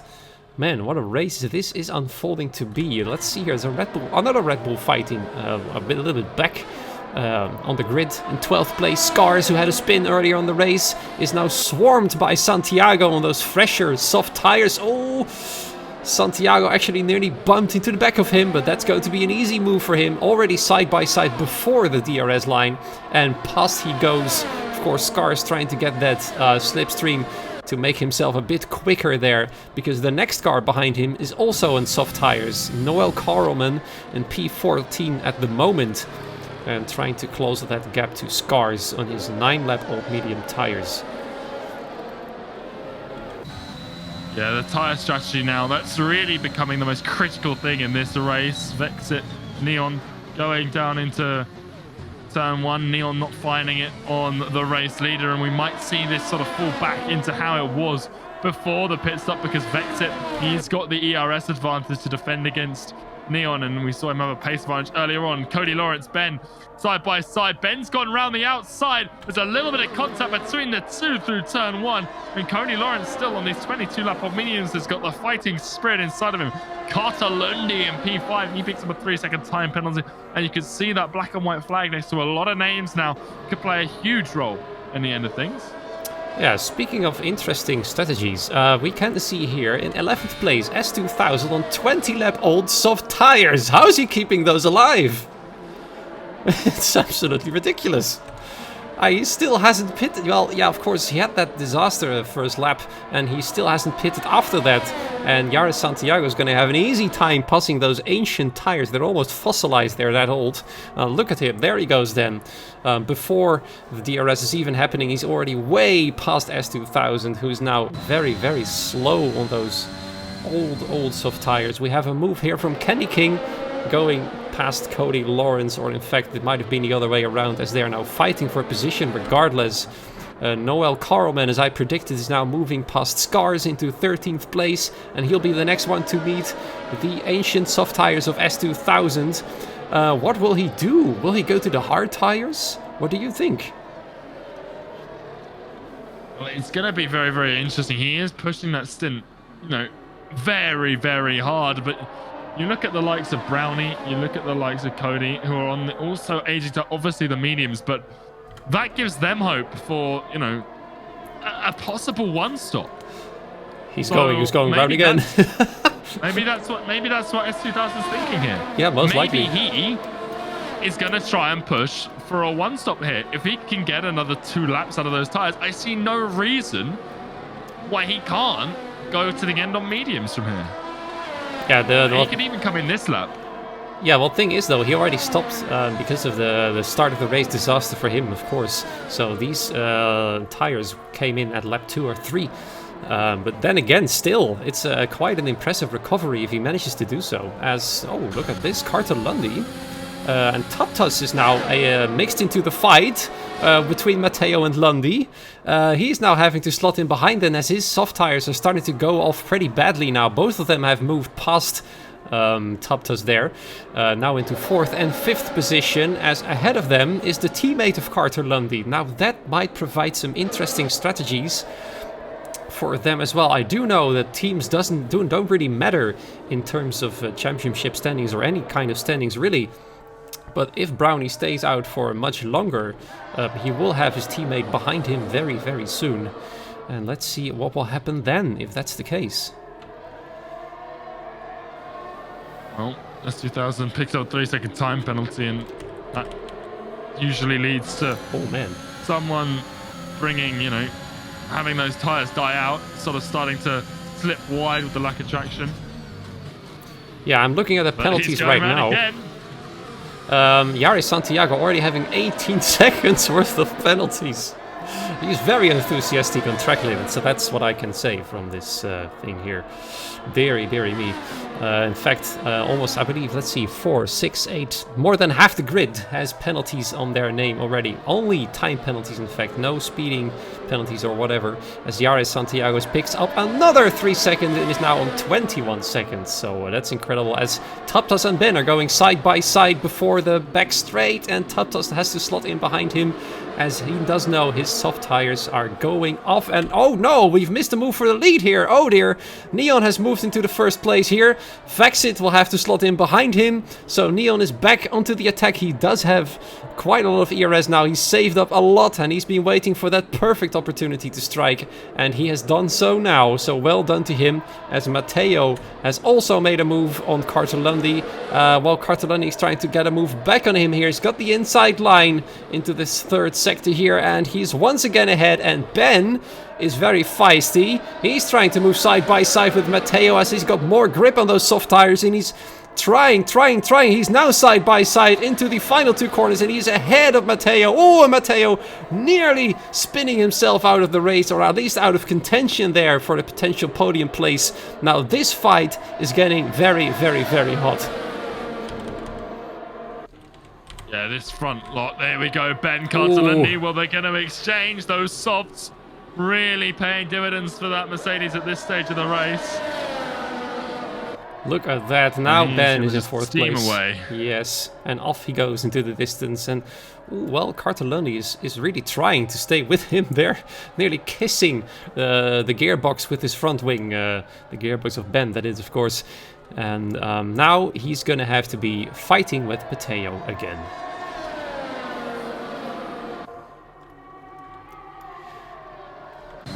Neon, in the meanwhile, let's see here. He is trying to get away from Vexit, but he's not succeeding in doing so. I think this fight for the lead, Unicorn, is going to last until the end of the race. Oh, for sure. Unless one of them crashes or has a big mistake, then it's going to be tooth and nail to the end. Ben Cartolini are going to exchange once more. Cartolini looks like he's gone for a move, but Ben with those softs has just kept himself out of it and stays in fourth place. Very, very impressive driving for the Mercedes, and he's had a great comeback as well, if memory serves. He started this race all the way down this grid. He's up 13 places from where he began. So a brilliant, brilliant race from the Mercedes driver. Yep, and that is very much in contrast with his teammate, who is pretty much the other way around, now still hanging around in 15th place. Looks like he's not able to do a lot just yet. However, he's now behind the man, the legend, S2000 is 23-lap-old soft tires. As Cody Lawrence is finally coming in for his first proper pit stop here of the race with his ancient mediums.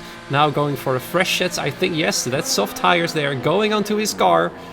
And he's gonna go for a quick second stint here. Let's see what he can do then from P16 as Polypunk now overtakes him on the main straight.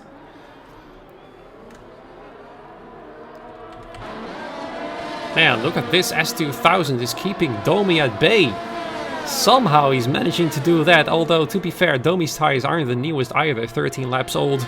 But still, though, it's very, very impressive what S2000 is doing here.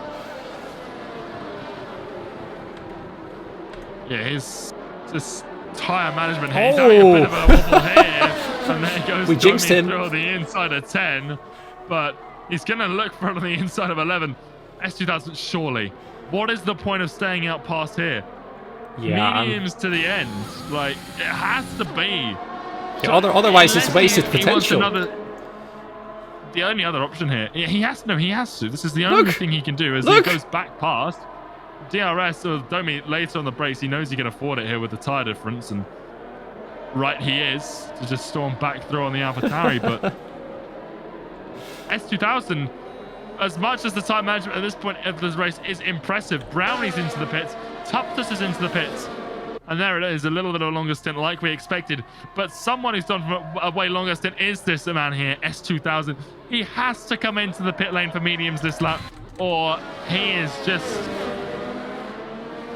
He's not coming in. He is staying out.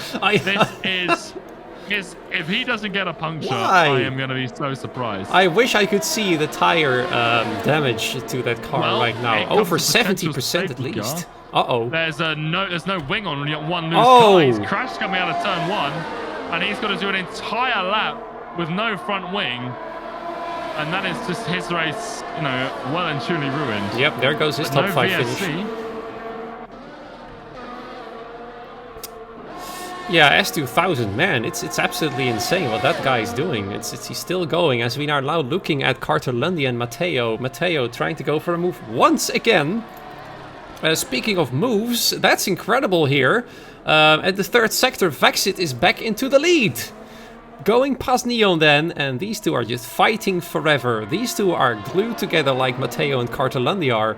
A few places back, as Ben is now quickly speeding away from those two. He really doesn't want to be involved in that fight any longer. These two are still just raging and going.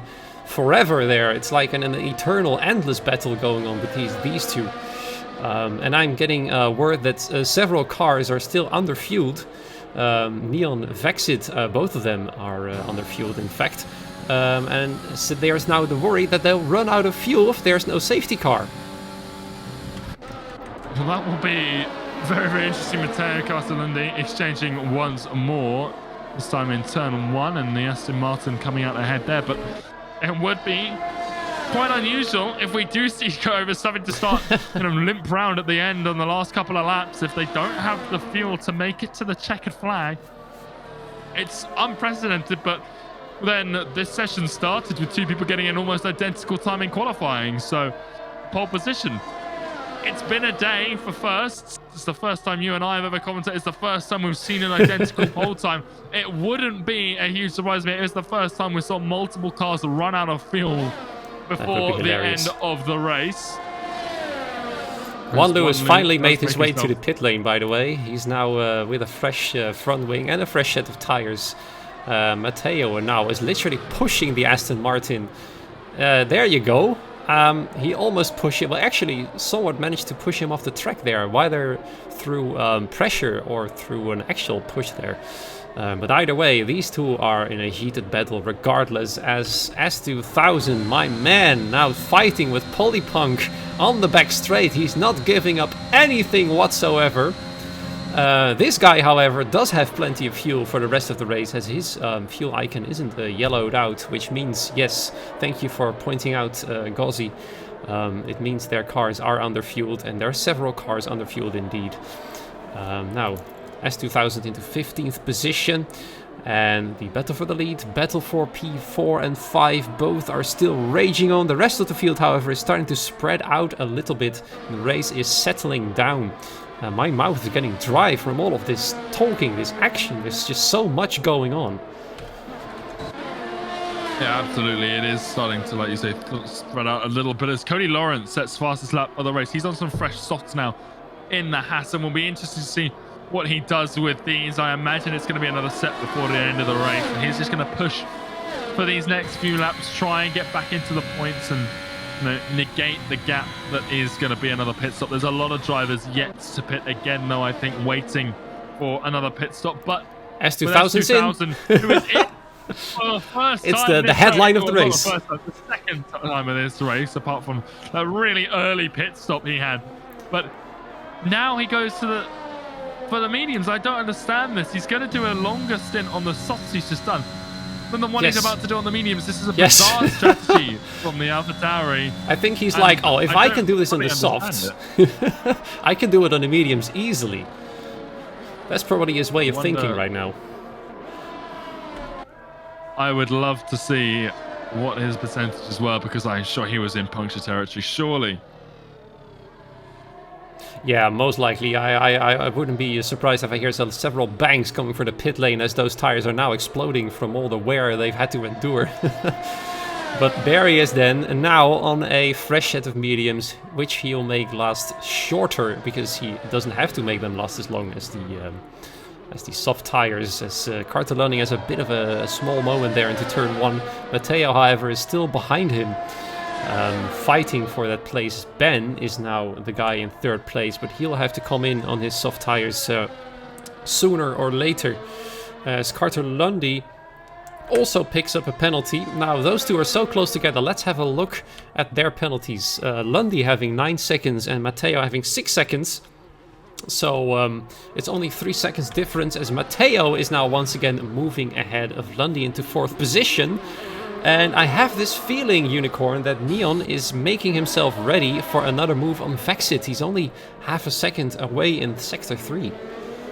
He's doing some really nice management here. We saw in the first stint Vexit really controlling the pace, whereas this time around it seems to have flipped, despite the fact that Neon's been the chasing car for a lot of it again.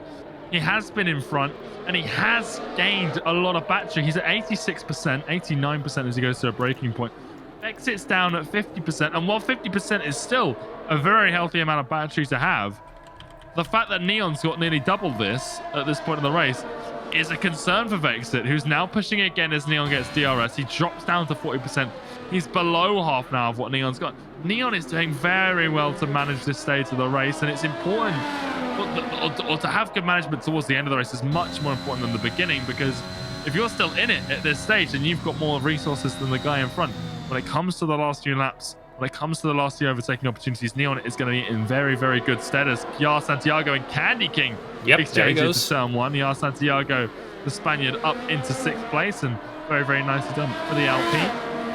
And his teammate is as well. He's going to replicate the move. Tuptus on the inside, and Noel Coleman goes through. But Noel, well, there's a little bit of contact as Noel goes to the switchback, and I don't think Tuptus was expecting him. They're going to go side by side through sector 1. Oh, God, I'm risky, closing my eyes now. That oh, is wow. bold from the Williams, and an impressive move. Tuptus backs out, and Noel Coleman is not having any of that. P9 is mine, he says. And that is absolutely brilliant racing from the pair of them.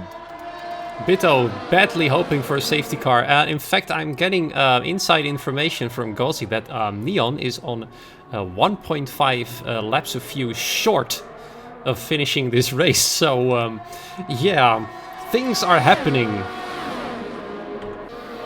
Well, we're still a long, long way from that in order to see if that does come into fruition, and it does, cause Neon to stop before the end of the race. That would be absolutely terrible, as Cully Lawrence is now into 10th position. Tutus is now losing out to 2 cars, in fact. Not entirely sure, maybe he's received a bit of damage with the contact between himself and Noel Carlman. Now, we do know that this game is notorious for not properly showing front wing damage. So, while we might not see anything visually, he might have a bit of a problem now. I might be wrong though, as he's able to keep up quite nicely here with the 2 cars ahead of him. Now, Cody Lawrence is looking at the Williams for a move. He is flying now. From P16 is where he started, is now into 9th position. I think, if I'm completely honest, he wanted to be further up in the field, but this is where he is right now, and his next target is more than 9 seconds away. Candy King in P8. Oh, there. And Neon skipping past Yep. Vexit. It's happened. Not really too complex for the Dutchman.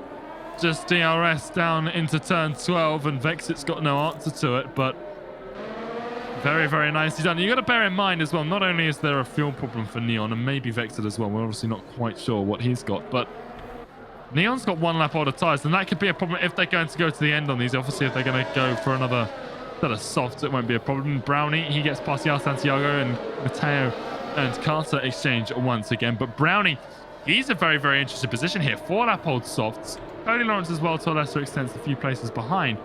These 2 guys, they're on these very fresh softs and could get some nice positions here with drivers who might not be going to the end on their tyres ahead of them. I feel like it's reasonable for everyone in this race to pit again, with the exception of maybe Tuptus and ST. Oh, and there goes Santiago!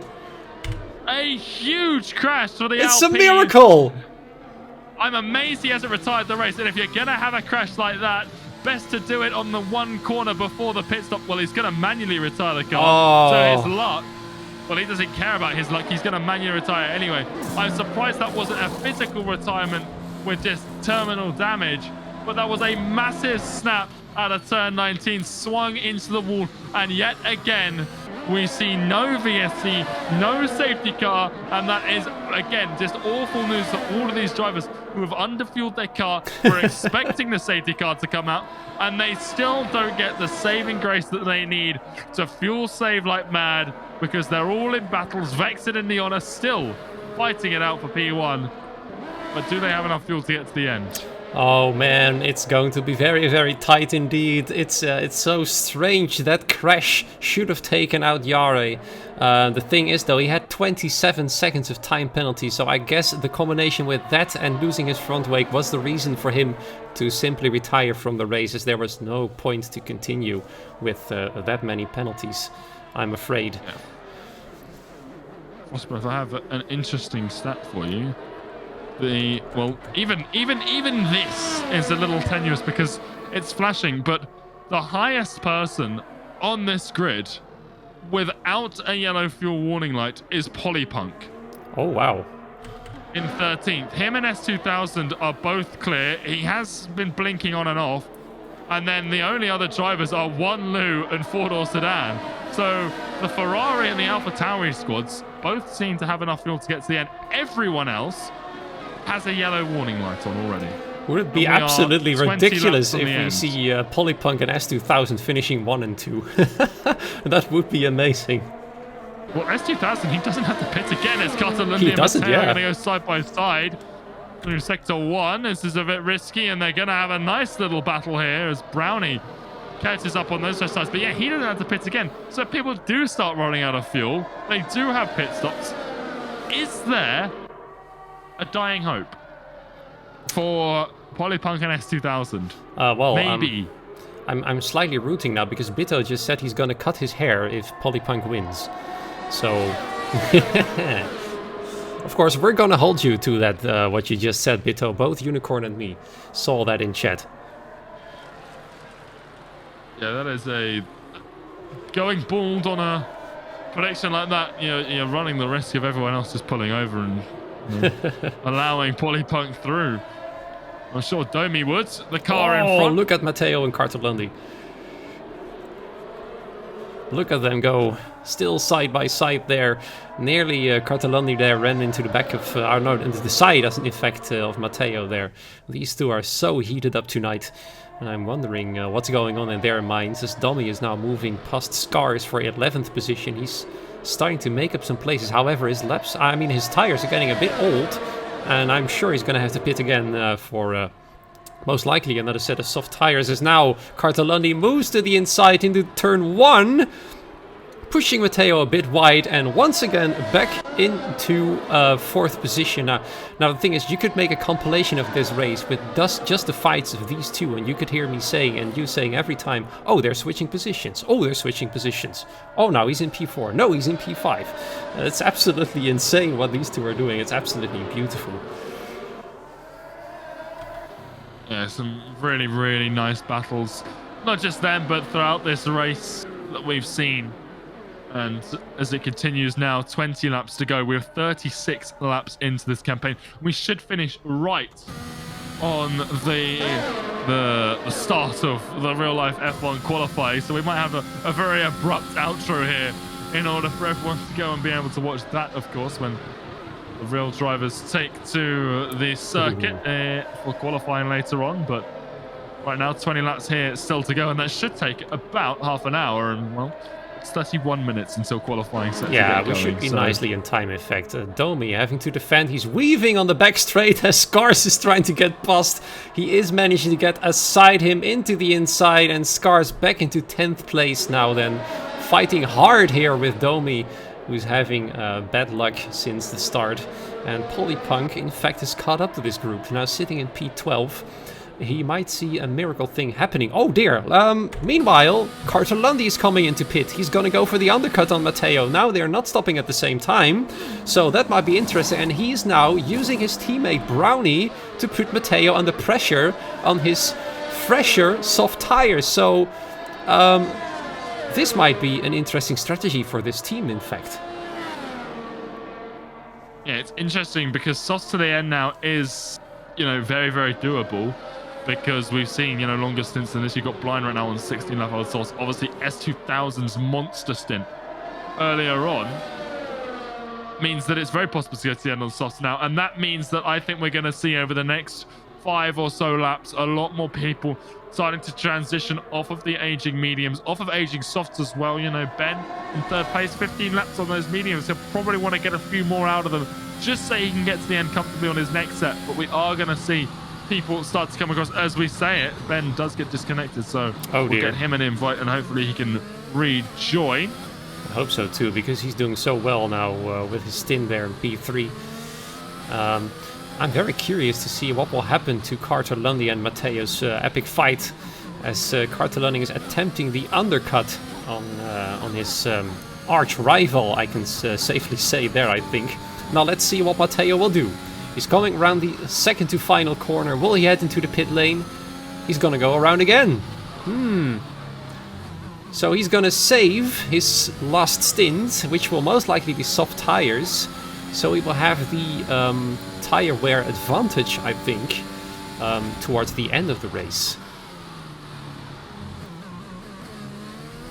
Yeah, the tyre strategy now is just critical to get right as Matteo picks up a 3-second time penalty, and I think it's probably a good time to have a quick look. Neon's got 3 seconds, Vexit has none, and Ben's got 3 as well. Ben, though, might be falling a little bit over the next few laps, as I think he has rejoined as the timing tower has a bit of a moment. But yeah, Matteo's got 9 seconds, Brownie and Candy King 3 seconds each, and then there's Cody and Tuptus, no penalties each, so they could be on for a huge sort of positional gain at the end of this one. Obviously it's a bit spaced out down there, but you know, Matteo with 9 seconds, we'll see what happens. The timing tower not showing me their time, so we can't see what their, you know, how likely that is. But again, we haven't seen one yet, but a late safety car, it might be, you know, graceful for those who need it for fuel saving purposes, but for those with penalties, they will be dreading a late safety now car. I can tell you that Vexit is no longer underfueled. His yellow fuel icon is gone off, and Neon still has that icon on,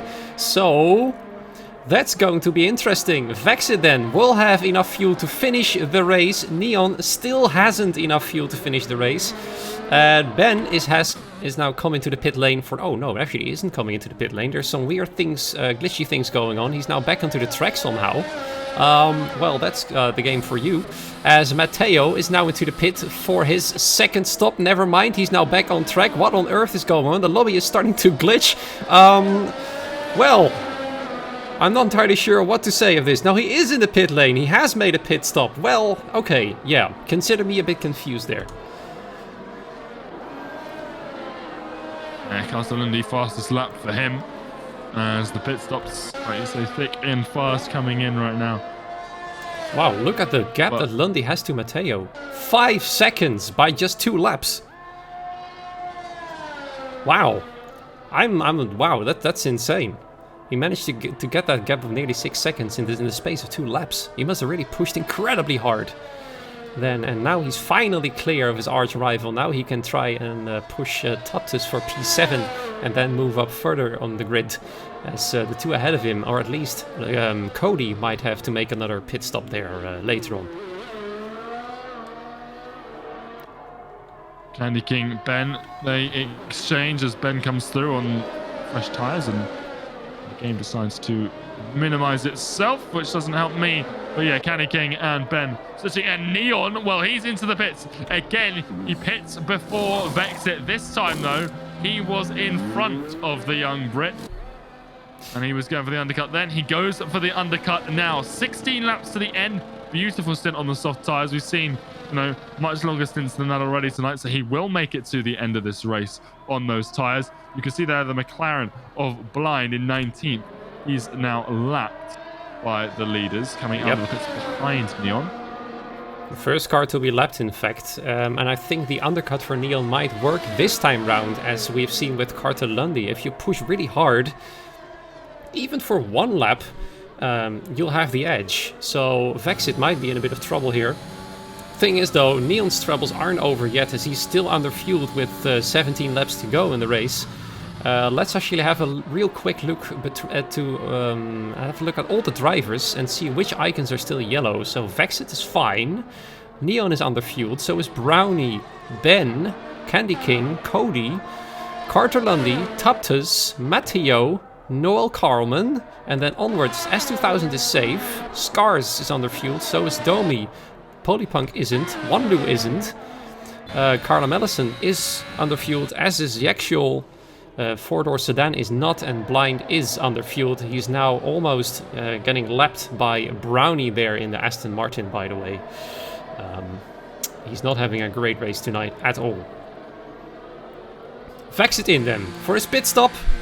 Let's see if the undercut of Neon is working, and he's now coming round the final corner there. Vexit in for another set of soft tires, going for the final stint. Neon has now round the final corner, and yes, he is past this time. Well and comfortably ahead. Look at the difference. On my screen though, Vexit's still standing still. Vexit got held for me for an awful long amount of time. What? He's just teleported for me. Okay, so that... Oh, wow. And one of the AlphaTauris had to swerve out of the way. But oh, this is weird. He's still miles behind Neon. Also, interesting enough, his driver didn't have a helmet on. Obviously, that's not exactly important. He still doesn't. But he doesn't? Something has... He does for me. Gone wrong for my lobby. Well, for all of us, evidently. It still says he's in the pits as well, next to the timing tower, which obviously isn't the case because I can see him driving through turn 11 now. He doesn't have a helmet. He was held in the pits for an astronomical amount of time, and it was after the tyre change as well. It wasn't for a penalty. It was after the tyre change, so there is a problem. Yeah, the timetable is messing up badly. It's not too bad, but apparently S2000 is in 5th, and we were joking about it earlier that he might get, a podium on Matteo's fuel. now 18th. How the... Yeah, okay, so definitely, please do ignore the timetable. Things are going very, very wrong indeed. Let's hope it fixes soonish. It has fixed, in fact, so thank God for that. However, I do think that 1 lose 50-second gap to Ben is a bit wrong. Yes, there we go. It's still not fixed yet. Dear, oh dear. Yeah, it's still updating, but Yeah. it will get there. But certainly, a little disappointing to see that, and hopefully it does sort of stabilize to the end of the race. There's Ben Brownie coming out of the final corner. Beautiful move again. There's just a huge tyre difference there. You don't expect to see much else. And Ben right now, I do believe he is net P3. Yep. Well, he's in P3. He will, finish P3 if everything goes his way at this point. And that is from a huge way down on this grid. How many positions has he gained throughout this race? I'm trying to figure out, but the timetable is still messing up. I can't figure it out for you, unfortunately. 14, apparently. It's 14, so okay. An excellent drive from him, and if he does get the podium, it is a huge achievement for him. Yeah, that's absolutely lovely. He got that strategy so right then. He just has the pace combined with that as well to go for a podium position. That's just... If you're able to pull that off, man, then you're one of those fast league races with just the right strategy. That's just... Yeah, I can't help but to be impressed, considering I'm not a very fast league racer myself. Yeah, this has been a rapid grid tonight. As we always see, they are absolutely flying through this track, and we're on lap 42 of 56 now. 14 to go. We're on the final stint for a lot of these drivers. The top 3, they're all on their final tyres. I expect we'll see Brownie probably come into the pits. Candy King as well, surely. 26 laps on those mediums. He has to come in. Vexit, fastest lap. Within 1 second again, and into DRS range. He is already using his DRS, in fact. So the fight is back on. The undercut that Neon had has been wiped out by the fast-going Brit here in his Haas. He's doing well, and the fight will continue, as predicted, until the very end of the race. Yeah, both are low on battery as well now. They're getting towards the end, so we'll see how that plays out. 30% for Neon in lead, I think 17 for Vexit as he tries to catch up, but Neon's had to use a bit there. And it's very, very tight between these two. And it's going to be a very much a dogfight at the end, I think. Yep, looks like it, because still no safety car. Only one retirement, and that one happened in the pit lane, despite a very, very heavy crash just before the final corner. And now Vexit is having a bit of a look there. He's going around. No overtake just yet, but it is quite obvious. And he wants to have a go very, very soon. Thing is, though, they're pretty much equal in ERS, and both of them don't have a lot to begin with. So that fight's definitely on, as Matteo is now past Candy King, and Candy King, of course, being on very, very, very old medium tires. Now Matteo will have to get the job done to get back to Carter Lundy, which is not very hard considering he's only 1.1 seconds behind him. So that's another fight that's coming up back very soon. Now he's in fact already within... No, he's not within a second just yet. Looked like for a moment there he was. He is going to bring up the fight again, as Brownie is now coming to the pit lane for his second and final pit stop. Let's see what tires he'll be going. Of course, there will be the soft tires as he started on the mediums. He will be falling down the order a little bit. I think he'll come out in P7 if my calculations are correct there. And yes, he will be, as Noel Carlman is still quite a bit behind him as we speak, fighting with Cody Lawrence, in fact, for P8. Cody getting a good run out of the final corner. I think he's going to have a go into turn 1. However, Noel Carlman is putting up quite the fight here. He goes then side by side and past him already before the first corner even happened. Noel trying to get back at him, but that's it done for now. A yellow flag momentarily in the start of the second sector. One of the McLarens. Yeah, something made happens. the move. Oh. Again, into turn 12. Yep. But the lead exchanges. Yep. And the Brit starts looking like to go to winning ways again as the ERS has equalized, but it's way too early to call it. There is a car off. Who is that? It's Toptus. The other Alpine. What a drive he's had. Oh no. And now he tumbles through the order. And we have our first proper crash then, as Wanlu is out of the race, and that's the virtual safety car that all the underfueled cars needed. It's not. It's been upgraded. It's a full safety car now. Okay does then. Does beat it out? No, he won't. He is going to be behind the Mercedes. Oh. Neon. And well, this is a dream come true. Yes. For Cody Lawrence and Noel Coleman. Cody especially. No penalties. Everyone in front of him, with the exception of Exit, does. And he has tyres that will take him comfortably to the end. Carter Lundy, Matteo are coming in. But Cody Lawrence, what a position he sits in here. This is absolutely brilliant for him, especially as he might get a few places on track here, as there's a couple of guys in the pit lane, and he will get all 3 of them. The Haas driver. There he goes. Yep. He started 18th. And right now, if it was to finish, like this, once everyone's caught up, he'd finish second. There would be a Haas one too. A Haas one too with the USA. Wow. They are only 3-second time penalties ahead of him now, as Matteo did come into the pits and Carter Lundy, and they got much more than that. But what a race this could be. This has turned everything on its head for the last 10 laps. It's going to be a sprint to the finish. And this 56-lap race has realistically just been turned into a 10-lap race, with the first 45 just being an extension of qualifying. Yeah, it's going to be an epic sprint race all the way until the end. I'm curious. I don't think Vexit and Neon will be pitting because they'll lose a lot of track position if they sorry, if they do. They'll be staying out for sure, as will Ben. However, everybody behind him, almost everybody behind them, will have fresh tires. Cody looking strong without any penalties. Polypunk, Toptus, no penalties either. And the perfect... the safety car came actually at the perfect moment for Candy King, I noticed, as his tires were really, really old. And he was to come in. I was about to come in anyway, so that's a good haul of positions then for him there. Now into P8. And now all we have to do is wait for the moment that the race will restart, and then we'll see how this will unfold. Will it still be a battle between Vexit and Neon, or will people like Ben, Brownie and Lawrence get involved with that battle for the lead?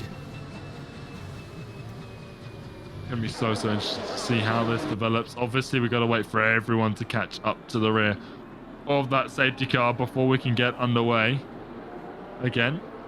It won't be too long, and when the racing does resume, it is going to be heated, intense action. Remember the first few laps of this race, it didn't split off early. It stayed close for a long time. Oh, we have another retirement actually. Scar is retired in the pit lane. I think, yeah, that's definitely his race over, but I'm not entirely sure why he did that, as he was in a points position.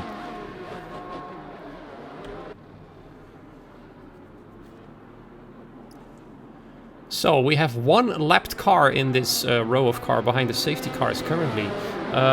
Thing is though, where is that McLaren positioned? It is ahead of Carter, Lundy and Cody, and Brownie in fact. So we'll have to move out of the way ASAP when the race restarts. Thankfully, it's a pretty good track to do that at. You can just sort of pull away. I thought also Dan's there as well. And, yes. You know, it's a good track. It's a long straight up into turn one. so they can just get out of the way nice and quickly. But it is going to ruin, their restart. Of course, they're going to have to let everyone by, and that puts them at such a huge disadvantage. They really need. Well, they can't really do anything at this point. They can't really unlap themselves at this point. They'll be lapped by everyone in the field. So very, very unfortunate for them. And I'm sure they'll be gutted about this, but they've come this far. They may as well finish the race at this point, I should think, is what they're thinking in their minds. Yeah, it really depends on what their mindset is exactly.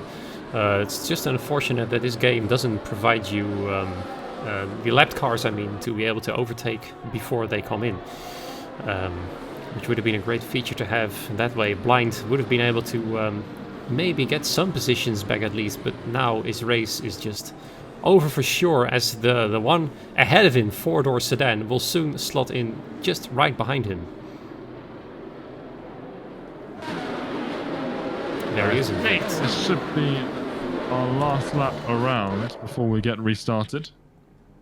Lap 48 will be green, I think, as long as I think that's Jagsaw has to catch up. It is, as he gets a 3-second time penalty under the safety car. Oh dear. Well, let's do that. Well, yes, of course, he's still behind, so pushing hard, using up a bit of his soft tires already. Problem is, though, as you said, that will cause some penalties if you push too hard. I have to do a bit of a correction, though, as four-door sedan is lapped as well. He's somewhere in the pack. He's just ahead of Blind. Yeah. He's just ahead of Blind. Okay. The tower. So both of them will be doing the same thing. They just pull off to the side at the start of the restart as Cartalundi and Cody Lawrence apparently exchange. What is going on here? Vexit. Uh-oh. Well, there's a 5-second penalty. Uh-oh. What has gone on? They've all reshuffled. It's something. That wasn't necessary, I don't think, but oh dear, the FIA is going to have a good look at that, as it wasn't on the live stream as we spoke about it. But yeah, now things are going to get really heated. Well, now Cody is in a position where if the pack sticks together, he could win this race. Yep, definitely. Neon now having 8 seconds penalty, Vexit having a 5-second penalty. Ben and Brownie having 3 seconds and Lawrence having none. If he manages to keep up with those 4, it's going to be an easy win for him. He doesn't even have to overtake anybody in order to win this race, which is weird, but it's true. We know Vexit and Neon have got pace. Here we go. Yep. It's going to be restarted. The race control has said the safety car's coming in. Vexit warming his tyres. Neon almost running into the back of him. Just about avoids the Haas here. And well, they've already come together once under this safety car. Hopefully they can avoid doing it again. I'm sure neither of them want a 5-second time penalty. But that will be added to the end of Vexit's time. There goes the safety car. It's into the pit lane. Yep, so 9 Vexit laps of can do racing remaining. He wants. Ooh. Here he goes. Whoa. Out of the final corner. He floors it. Who has got the best restart? Ben's got an amazing restart. Here goes Leon. He's going to come straight back first. It's 3 wide behind the Mateo. Yep. So he's going to come through. He goes into the first corner. It's Blind getting out of the way. Just about, you can see there, Ford Sedan has done a much better job. He's really gone rid of it. Wide at turn 1. Here comes Cody Lawrence. Blind blocking him. Well, Cody is going to be absolutely fuming about that one. Yep. There goes the McLaren now. But the AS really needs to come through. The yellow flag is up. No one's crashed, though. So I think that's just for Ford Sedan letting by a few more lapped cars. Then we go back a bit more. The yellow flag still coming up for no apparent reason. S2000 a little wide in the Alpha Tauri, but he is up in the points after such an up and down race for him in the Alpha Tauri. He's up into 10th after all is said and done on the safety car. Lap 48, and things now starting to stabilize a little bit after the restart, but everyone's still very, very close together. Look at them all swerving everywhere, left and right and center, as both McLaren and the AlphaTauri have moved out of the way. Speaking of guys who had ups and downs, Domi is on the brink of getting his points, though, after having that disastrous first lap. He just has to overtake S2000. In matter of fact, he'll have to drive really, really fast, as he's got 6 seconds worth of penalties. And now S2000 does as well, so if he does overtake him, he'll be into the points. Still not what he wanted, of course. He wanted to have much more, I'm quite sure. But there you go. Domi on a recovery drive as Lawrence is just trying to keep up with the rest of the guys ahead of him, all of them having a penalty. Thing is though, if the FIA decides to remove that collision penalty between Vexit and Neon, because those do often get removed from what I know of the FIA, it might just be that Haas 1-2 we were talking about before the safety car restart. So yeah, it's going to be interesting, these final 8 laps of the Circuit of the Americas. Yeah, Cartalundi just got a little sideways there on one of the curbs coming through the opening sector, but he's done pretty well to hold on to it. Yep, Matteo behind him, however, he's got 15 seconds. Oh, just yep. Past Ben, 3rd place, and those fresher tyres doing him wonders here. 4 laps for the Aston Martin. Cartalundi picking up 3 more seconds of penalties. Brownie now into the podium positions. Temporarily, however, though, it might be. Ben, after having that absolute flyer onto the main straight after the safety car restart, has now fallen down to 4th place. And now Cody is onto his back, trying to go for a move. Or maybe not. I mean, he can just sit behind and relax.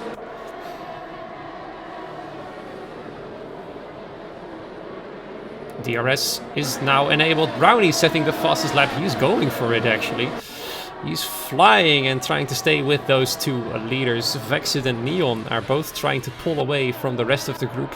So far, they are still within the DRS range. Neon is pretty much out of ERS. Vexit also has very little remaining. Brownie still got about a 3rd in his battery.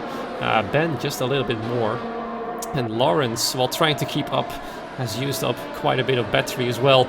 So all of them racing like mad for that 1st position as Jack Scholl picks up another 3-second penalty. He's now at 24 seconds. I believe if you get 30 seconds, that's going to be near disqualification. So he's going to have to be careful, as is Blind with 27 seconds. Anyway, back to the front grid racing as Cartalundi is in fact having a bit of a look at Cody Lawrence. So far though, since this is a DRS train, he's not able to pull off any move yet there. And Lawrence doesn't have to worry about him passing him anyway, with all those penalties there going on for the Aston Martin behind him. So yeah, after this there's 6 laps remaining, and then we'll know who wins this race. Still, anything might happen since everybody's so close together, accidents and everything. Speaking of which, yellow flag then as Blind has spun out far behind the rest of the pack. Yeah, absolutely. You know, he is, like you said, he's nearly at disqualification, and well, he's really struggling. He's a lap down now with just 5 laps to go. There's really no hope left in this race for a good result for him. Cartalundi looking at Cody again, not finding it on the Haas, who is still poised for, I think, a win at this stage. Is Blind again having problems in the final sector, but keeping it focused up front. Cody Lawrence, no penalties, needs to keep it that way.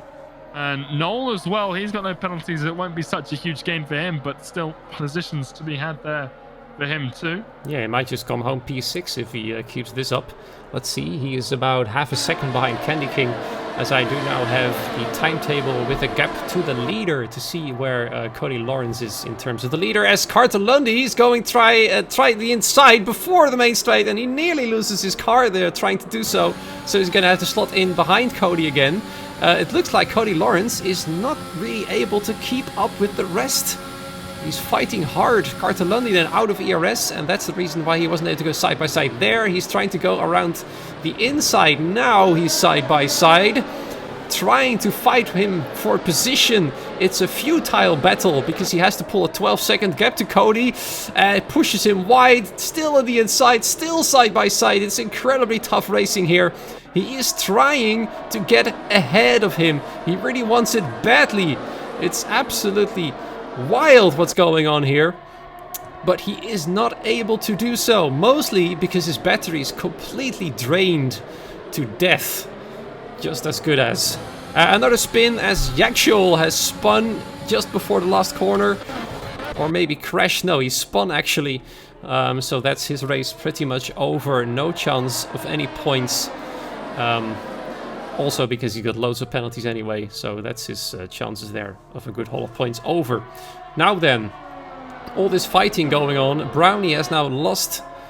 no, in fact he hasn't. I'm trying to see what the gap is in fact between the cars, so I won't get confused there. He's still very close to Neon there. Neon, though, is trying to keep up with Vexit, and he's having a quite difficult time doing so. He's got now 11 seconds of penalties, another 3 seconds then added to his penalty tally there. Yeah, that fight with Carter has really hurt Cody. He's falling back as Brownie will overtake Neon. And I don't think this is something we expected to be seeing a few laps ago. Oh, it's... There's contact on the apex. The Red Bull is around, and he drops well and truly down the order. He's almost out of the points. And everyone now jostling for position as they all try and avoid it in different ways. Candy King on the inside of Mateo here. Can he find a way through on the McLaren? I don't think he can. S2000 is looking for a way back through on them both. But it's not going to happen here through the double right-hander. S2000 still looking at Candy King. Glued together with a little bit of contact between the two. Candy King goes wide. Oh my god, look at that! Disaster between Neon and Noble Carlman. Neon in second place, spun out, hit Carlman in the meantime. And that's his race completely over. It's a victory thrown away for him. The end, goodbye. Such a shame, he was doing so well, fallen down to 14th place. His tires now overheated. He's gonna have to be really careful in those corners to not losing more positions, but I don't think it really matters to him anymore, as he's now fallen far, far behind the rest. Oh man, what a finale! Yeah, absolutely, and I'm sure Neon is gutted with how this went. Vexit still very much at the top, but you know, it won't be too long, and he could still pull out enough of a gap here on Cody Lawrence with that fight, and Neon falling down. Here comes Brownie. Right? Brownie at the inside, into the lead of the race. No, actually goes in too deep, which means Vexit can come back. He is now on the outside, however, Brownie will now have the inside line. They're now side by side in the third sector, fighting hard for the victory here. Thing is though, oh, and Brownie going way too wide into that next corner. He's still, and he gets past actually.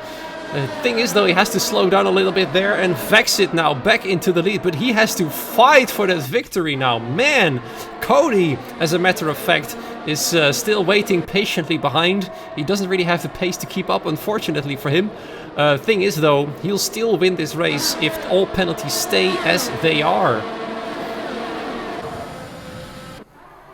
Absolutely, and well, that fight very much as S2000 and Mateo, they're still going at it, and there's a bit of... Oh no! There goes the Alfa Romeo of Candy King, spinning out after turn one. You just saw S2000 get clipped by Mateo there. Then that resulted in him going into the Alfa Romeo, and the Alfa Romeo came off the worst. S2000 actually getting back through on Mateo after that, but my, some real late drama after that safety car. It's insane, isn't it? Absolutely. We've only got a couple laps left now, but I'm sure everyone is still glued to their seats moments before the real life F1 kicks off. And Brownie once again getting past Vexit on the straight. This time he does it properly, well ahead of that corner though. Vexit though still right behind him. He's gonna have to pull a... well, actually, he's gonna have to pull a 3-second gap, Brownie, if he wants to really win the race, in case Vexit's penalty gets removed. Yeah, let's have a quick look at the tire age. That's a good point. Brownie having the freshest tires of the top 3, in fact. Oh, there goes S2000 with a huge drift. I know he spins out, comes across the track. It's a miraculous that Tuptus and Noel didn't hit him there. Oh, but he no. falls down too. And, well, Brownie's in lead of things. Vexit, though, the double Haas podium is still on. It might not be 1-2, but there is still potential for both Haas to be on the podium at the home Grand Prix for the penultimate lap. Caramelison and Noel Carmon going for it. Caramelison now in P10. He's made quite a few positions. He was very far behind during most of the race, and now he's back in the points. So a great recovery drive from him as well, thanks to the safety car, of course.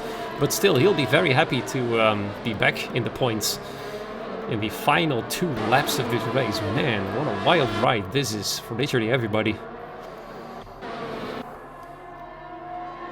Yeah, they just need to bring it home now.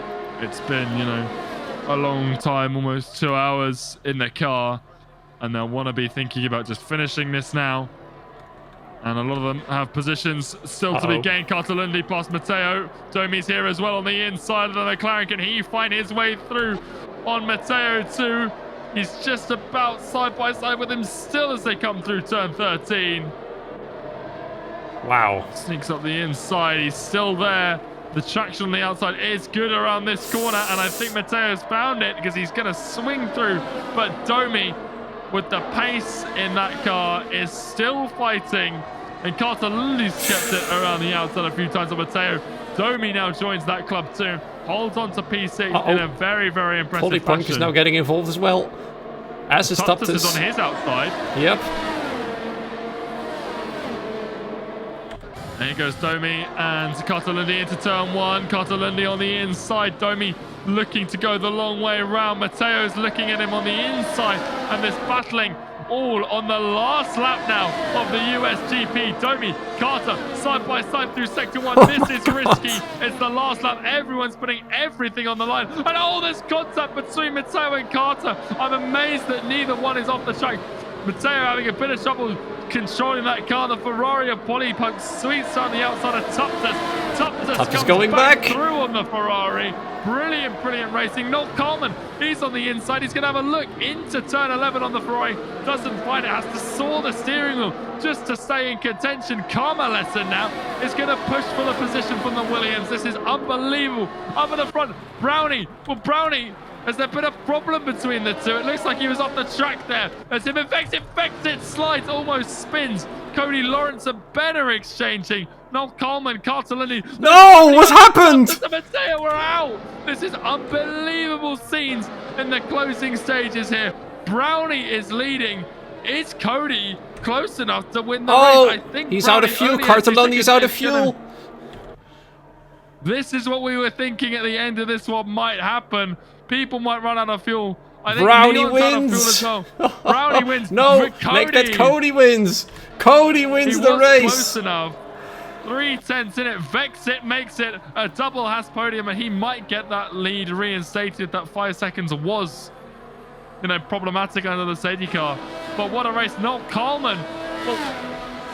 Well, he's gone third. I don't know what's happened here to Vex. Yeah, that might be a glitch. I think that's a glitch. So yeah, definitely. Noel Coleman was 4th.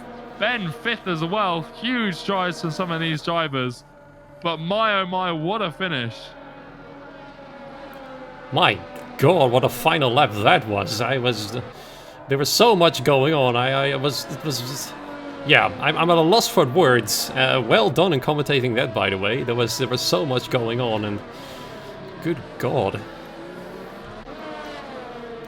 So there we have the top 3 for now. That would be Cody Lawrence, Brownie, and then Vexit, as a matter of fact. Because for some reason he's been pushed down to P8, which is a bit strange. I'm not entirely sure why that's the case. Anyway, there's 2 drivers still to cross the line, 4-door sedan and blind, in 16th and 17th. They'll stay in that position as Tuptus and Matteo were a lap ahead of both of them. So yeah, a very, very, very intense race from start to finish. A lot of things happens. We had the worry about people running out of fuel. We had some insane soft tire strategies going on. We had the safety car and then the restart where everything happened at once. So many fights, so many wild battles. And now that's Cody Lawrence. He managed to do it from the back of the grid all the way into the lead. P1 for him. So, wow. Oh, and now we can see a headless man coming onto the podium, winning the race. He also has no feet, but this is supposed to be Cody. He has no head nor feet, but he has won the race. Yeah, well, this picture basically sums up this race. What you see here basically sums it up. Don't you guys agree with me on that one? Yeah, it's been a wild, wild ride here. in Kota, and qualifying's kicked off as well in real life. So I'm sure people are going to go and want to head and watch that in a moment. But what a race. Cody Lawrence, well, 18th to first. And well, that is a stunning drive for him. I mean, his teammate should have been up there as well, but the game's decided to give him 8th place in the standings for some reason. So I think this finishing order that we're seeing right now is a little bit wrong, at least for some people. But Brownie P2 and, well, Noel is finishing P3 there from 12th again. I believe that's 4th. But look at the top 5 here that are on our all of them started outside of the top 10. Wow. 14th, 12th, 17th, and Polypunk 20th to 5th. It might be 20th to 6th, wow. but either way, a huge drive from those guys. Well, Vexed as well. He's got to be congratulated. He had a great battle with Neon, who fell off towards the end with a couple of mistakes and obviously low fuel as well at the very, very end. But yeah, let's see if there's anyone available for some interviews. I do see somebody in the interview waiting room. Unicorn, since you are familiar with the Endurance, I'll have you do the honors of the interviews if you'd like. Yeah, absolutely. We'll get a couple of them. I think we've got... I'm not sure who we've got here. Hopefully we get all 3, but we'll go first to Luke Smith. Here he is. Luke, obviously a little bit disappointing for you with how that race ended, but for most of it, a very, very successful campaign up until that safety car. The penalty, we'll talk about that in a moment, but after that race, how are you feeling? Yeah, as you say, a little bit gutted, but yeah, it's still showed some good pace, got some good information of USA as a track, and yeah, still had a lot of fun doing it. Yeah, so before we go on to the last few laps here, obviously, the first sort of 80% of that race saw you and Neon battling it out, you know, lap after lap. He undercut you. He tried to undercut you twice. It sort of worked in the first one. He didn't get you at that point, but then on the lap, on your out lap, he overtook you then. Sort of, what was your idea with, you know, going a lap, you know, longer? Obviously, he undercut you the first time, but the second time you had the opportunity to follow into the pits, you didn't. How was that battle for you? What was going through your head in the tyre strategy? Well, I could tell that I had a little bit more pace than Neon, so yeah, I was thinking maybe I can get a small tyre advantage towards the end. I know it's not much, but every little helps in such tyre situations, and yeah, it was quite an interesting race, and yeah, it was yeah, it's hard to describe, but yeah, it was quite a strategic one, and honestly, I'm actually quite proud because there was only one safety car, which took us all by surprise because we all nearly ran out of fuel. Yeah, absolutely. But we'll talk about the safety car now. Obviously, you picked up the 5-second penalty under it. Before that, you hadn't picked up any penalties at all, and you didn't pick up any after that either. Obviously, that changed the dynamic for the last 10. There was the opportunity for your teammate this evening, Cody, to pick up the win because he hadn't got any penalties and didn't pick any up. How much did that change? Because obviously it's not just Cody. Everyone, you know, there was a few drivers there with 3 seconds. They could have, you know, leapfrogged you if they finished close enough. What was going through your mind in those final few laps after you picked up that 5 seconds? Well, I mean, it wasn't intentional for like either me or Neon to come together, obviously, because it never is. But the thing is, because I joined late in quali, I wasn't getting shown stuff like warnings and penalties and stuff. It said to me, or I was hearing on the radio that I had an illegal overtake, which was one of the game's many glitches, because I was obviously in P1, and I had to give the place to Neon. I paused and unpaused my game, but the AI drove into Neon. So after that, I was honestly just focused on trying to win on track, and trying to defend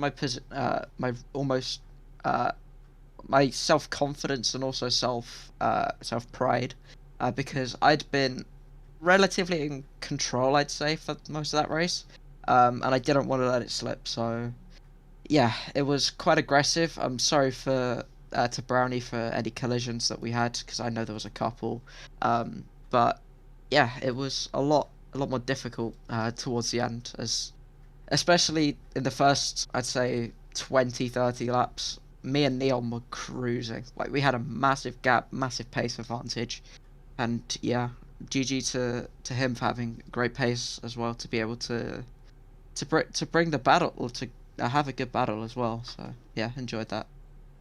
Yeah, well, it was an awesome race for you, and it was brilliant to watch that battle between you and Neon as well, and obviously the battles that were had in the last few laps as well. So, look, congratulations. Obviously, not the position you want to finish on the podium, especially after the race that you had, but still an incredible race, and you, like you said, some great pace out there today. Didn't finish quite the way you wanted, but in the end, a podium is a podium. So, congratulations. Yeah, thank you. All right, and we'll move on from Luke and we'll go to Brownie P2. It didn't look like it was always going to be the case, but the making the most of the late safety car is, of course, Brownie. Brownie, after that race, a very, very long campaign. How are you feeling after that? I feel lucky because yeah, that was just pure luck. I didn't really practice, and I didn't have the pace, and I was just getting lucky. I was also heavily underfueled, and that safety car brought me back to even fuel. So yeah, it was just really lucky. I definitely did not deserve a podium today. Well, But you've got... Race. Yeah, I was going to say, you've got one now, obviously taking full advantage of the safety car. Like you mentioned, a lot of people, it wasn't just you from what we've been informed, that was under fuel, and that sort of saved everyone's skin there. But you took full advantage of the safety car here, and obviously after the safety car, there was that big issue with Neon and a lot of people scrambling for positions. In those last few laps where everyone was scrambling for positions, you seemed to just get ahead. What was your, thinking in that? Were you just trying to, settle for second, or did you think at any point that you could push to try and, try and get forward, break a lead out, get past Vexit, or was it just take what you could get at that point after, the chaos that unfolded after that safety car restart? Well, with Neon on Vex and Vexit, I saw they had 5 and 8 seconds, so I suspected they just hit each other under the safety car. So that penalty is not real in my eyes. So I was battling Neon for position, and yeah, he tried to equalize our straight line speed by hitting me on the straight, and yeah, and then I squeezed him a bit and he spun. That's karma, I would say. Well, obviously it worked out nicely for you. You sit here now, P2, just sort of, obviously you came all the way out from, outside the top 10 in qualifying. How much, did your strategy help? You said you didn't have the pace today, but, how good did you feel your strategy was? How useful did you think that was in getting you into the position to take advantage of the safety car? Oh, my strategy was really bad. Ben was on the right strategy. He pitted early enough for the softs. I thought I could maybe do a one-stopper and avoid the traffic that Ben had to go through. But in the end, it was no problem for Ben to clear the traffic. So, and I started sliding on my mediums. So it was actually, my strategy was really bad. It was just pure luck. Because I pitted so late, I had fresh soft pretty much. Only one lap old softs when the safety car came out. As I said, it was just luck. Well, Brownie, luck or not, a P2 is a P2. Congratulations on the podium, and just an awesome race to capitalize on, the last few laps there. But Brownie, congratulations. Thank you, and good night. And then, of course, last but not least, our race winner. We thought he was going to try and do something miraculous from his qualifying. But Mr. Cody Lawrence, how are you feeling after that 18th to 1st? It was a monumental drive. Yeah, a round of applause. Ecstatic. Absolute ecstasy, shall we say. Yeah. If you listen to me coming over the line, you'd be surprised I'm talking right now. I pretty much threw my voice out. Well, so did we. But that was something else. That safety car, without that safety car, I would have been racing for 8th, to be true with you guys. But with that safety car, it gave me a second lease on life. I had no pens. I had 2 warnings for like 30 laps. I was just trying to pick up the pieces. That's what you got to do. You got to be there to pick up the pieces at the end. But I digress. I'll let you guys have the mic back. Yeah, well, exactly. You've got to, play the hand that you're dealt, and that safety car, you mentioned it there, very, very influential. Of course, we were mentioning it all evening long, how much a late safety car could play into it. And obviously, you said you had no penalties here. So just when that safety car came out, there was people with the low fuel. You got, not only did you have no penalties, but you got through on a few people as well, because you just pitted. They were coming in, taking advantage of the safety car. You're up into, I think it was P5, when the safety car ended. And then there was a bit of, a collision between Brownie and then a scramble for positions. Those last few laps, they were pretty chaotic to watch. There was a lot of exchange. For you in the cockpit, how, action-packed was it? How nerve-wracking was it? Because obviously from the safety car what you're potentially there for. But when there's all that battling going on, was it just one at a time, or were you thinking, this could be the win? My heart was in my throat for 10 laps, to be honest with you. Because I was, like I said, I had 2 warnings for that long. If I get this warning, my chance to win is done. Because I thought about it. I can win this race. I can absolutely win this race when that safety car came out. That's what came out to my mind.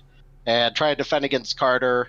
I was both Mateo and Carter had penalties. I was just trying to make sure I could keep the position I was in the train, because I needed to stay within 3 seconds of Ben and Brownie and Vexit. I don't think he deserved his penalty, the 5-second, but hey, you know what? I'm going to treat it as if I'm racing that, So just trying to stay within those penalties and drive the best race I can without getting swamped back in traffic, because I didn't feel the fastest guy out there. I think I had enough pace for points, but maybe not to win on speed, let's say. I'm very curious, by the way. One other question from me. Qualifying.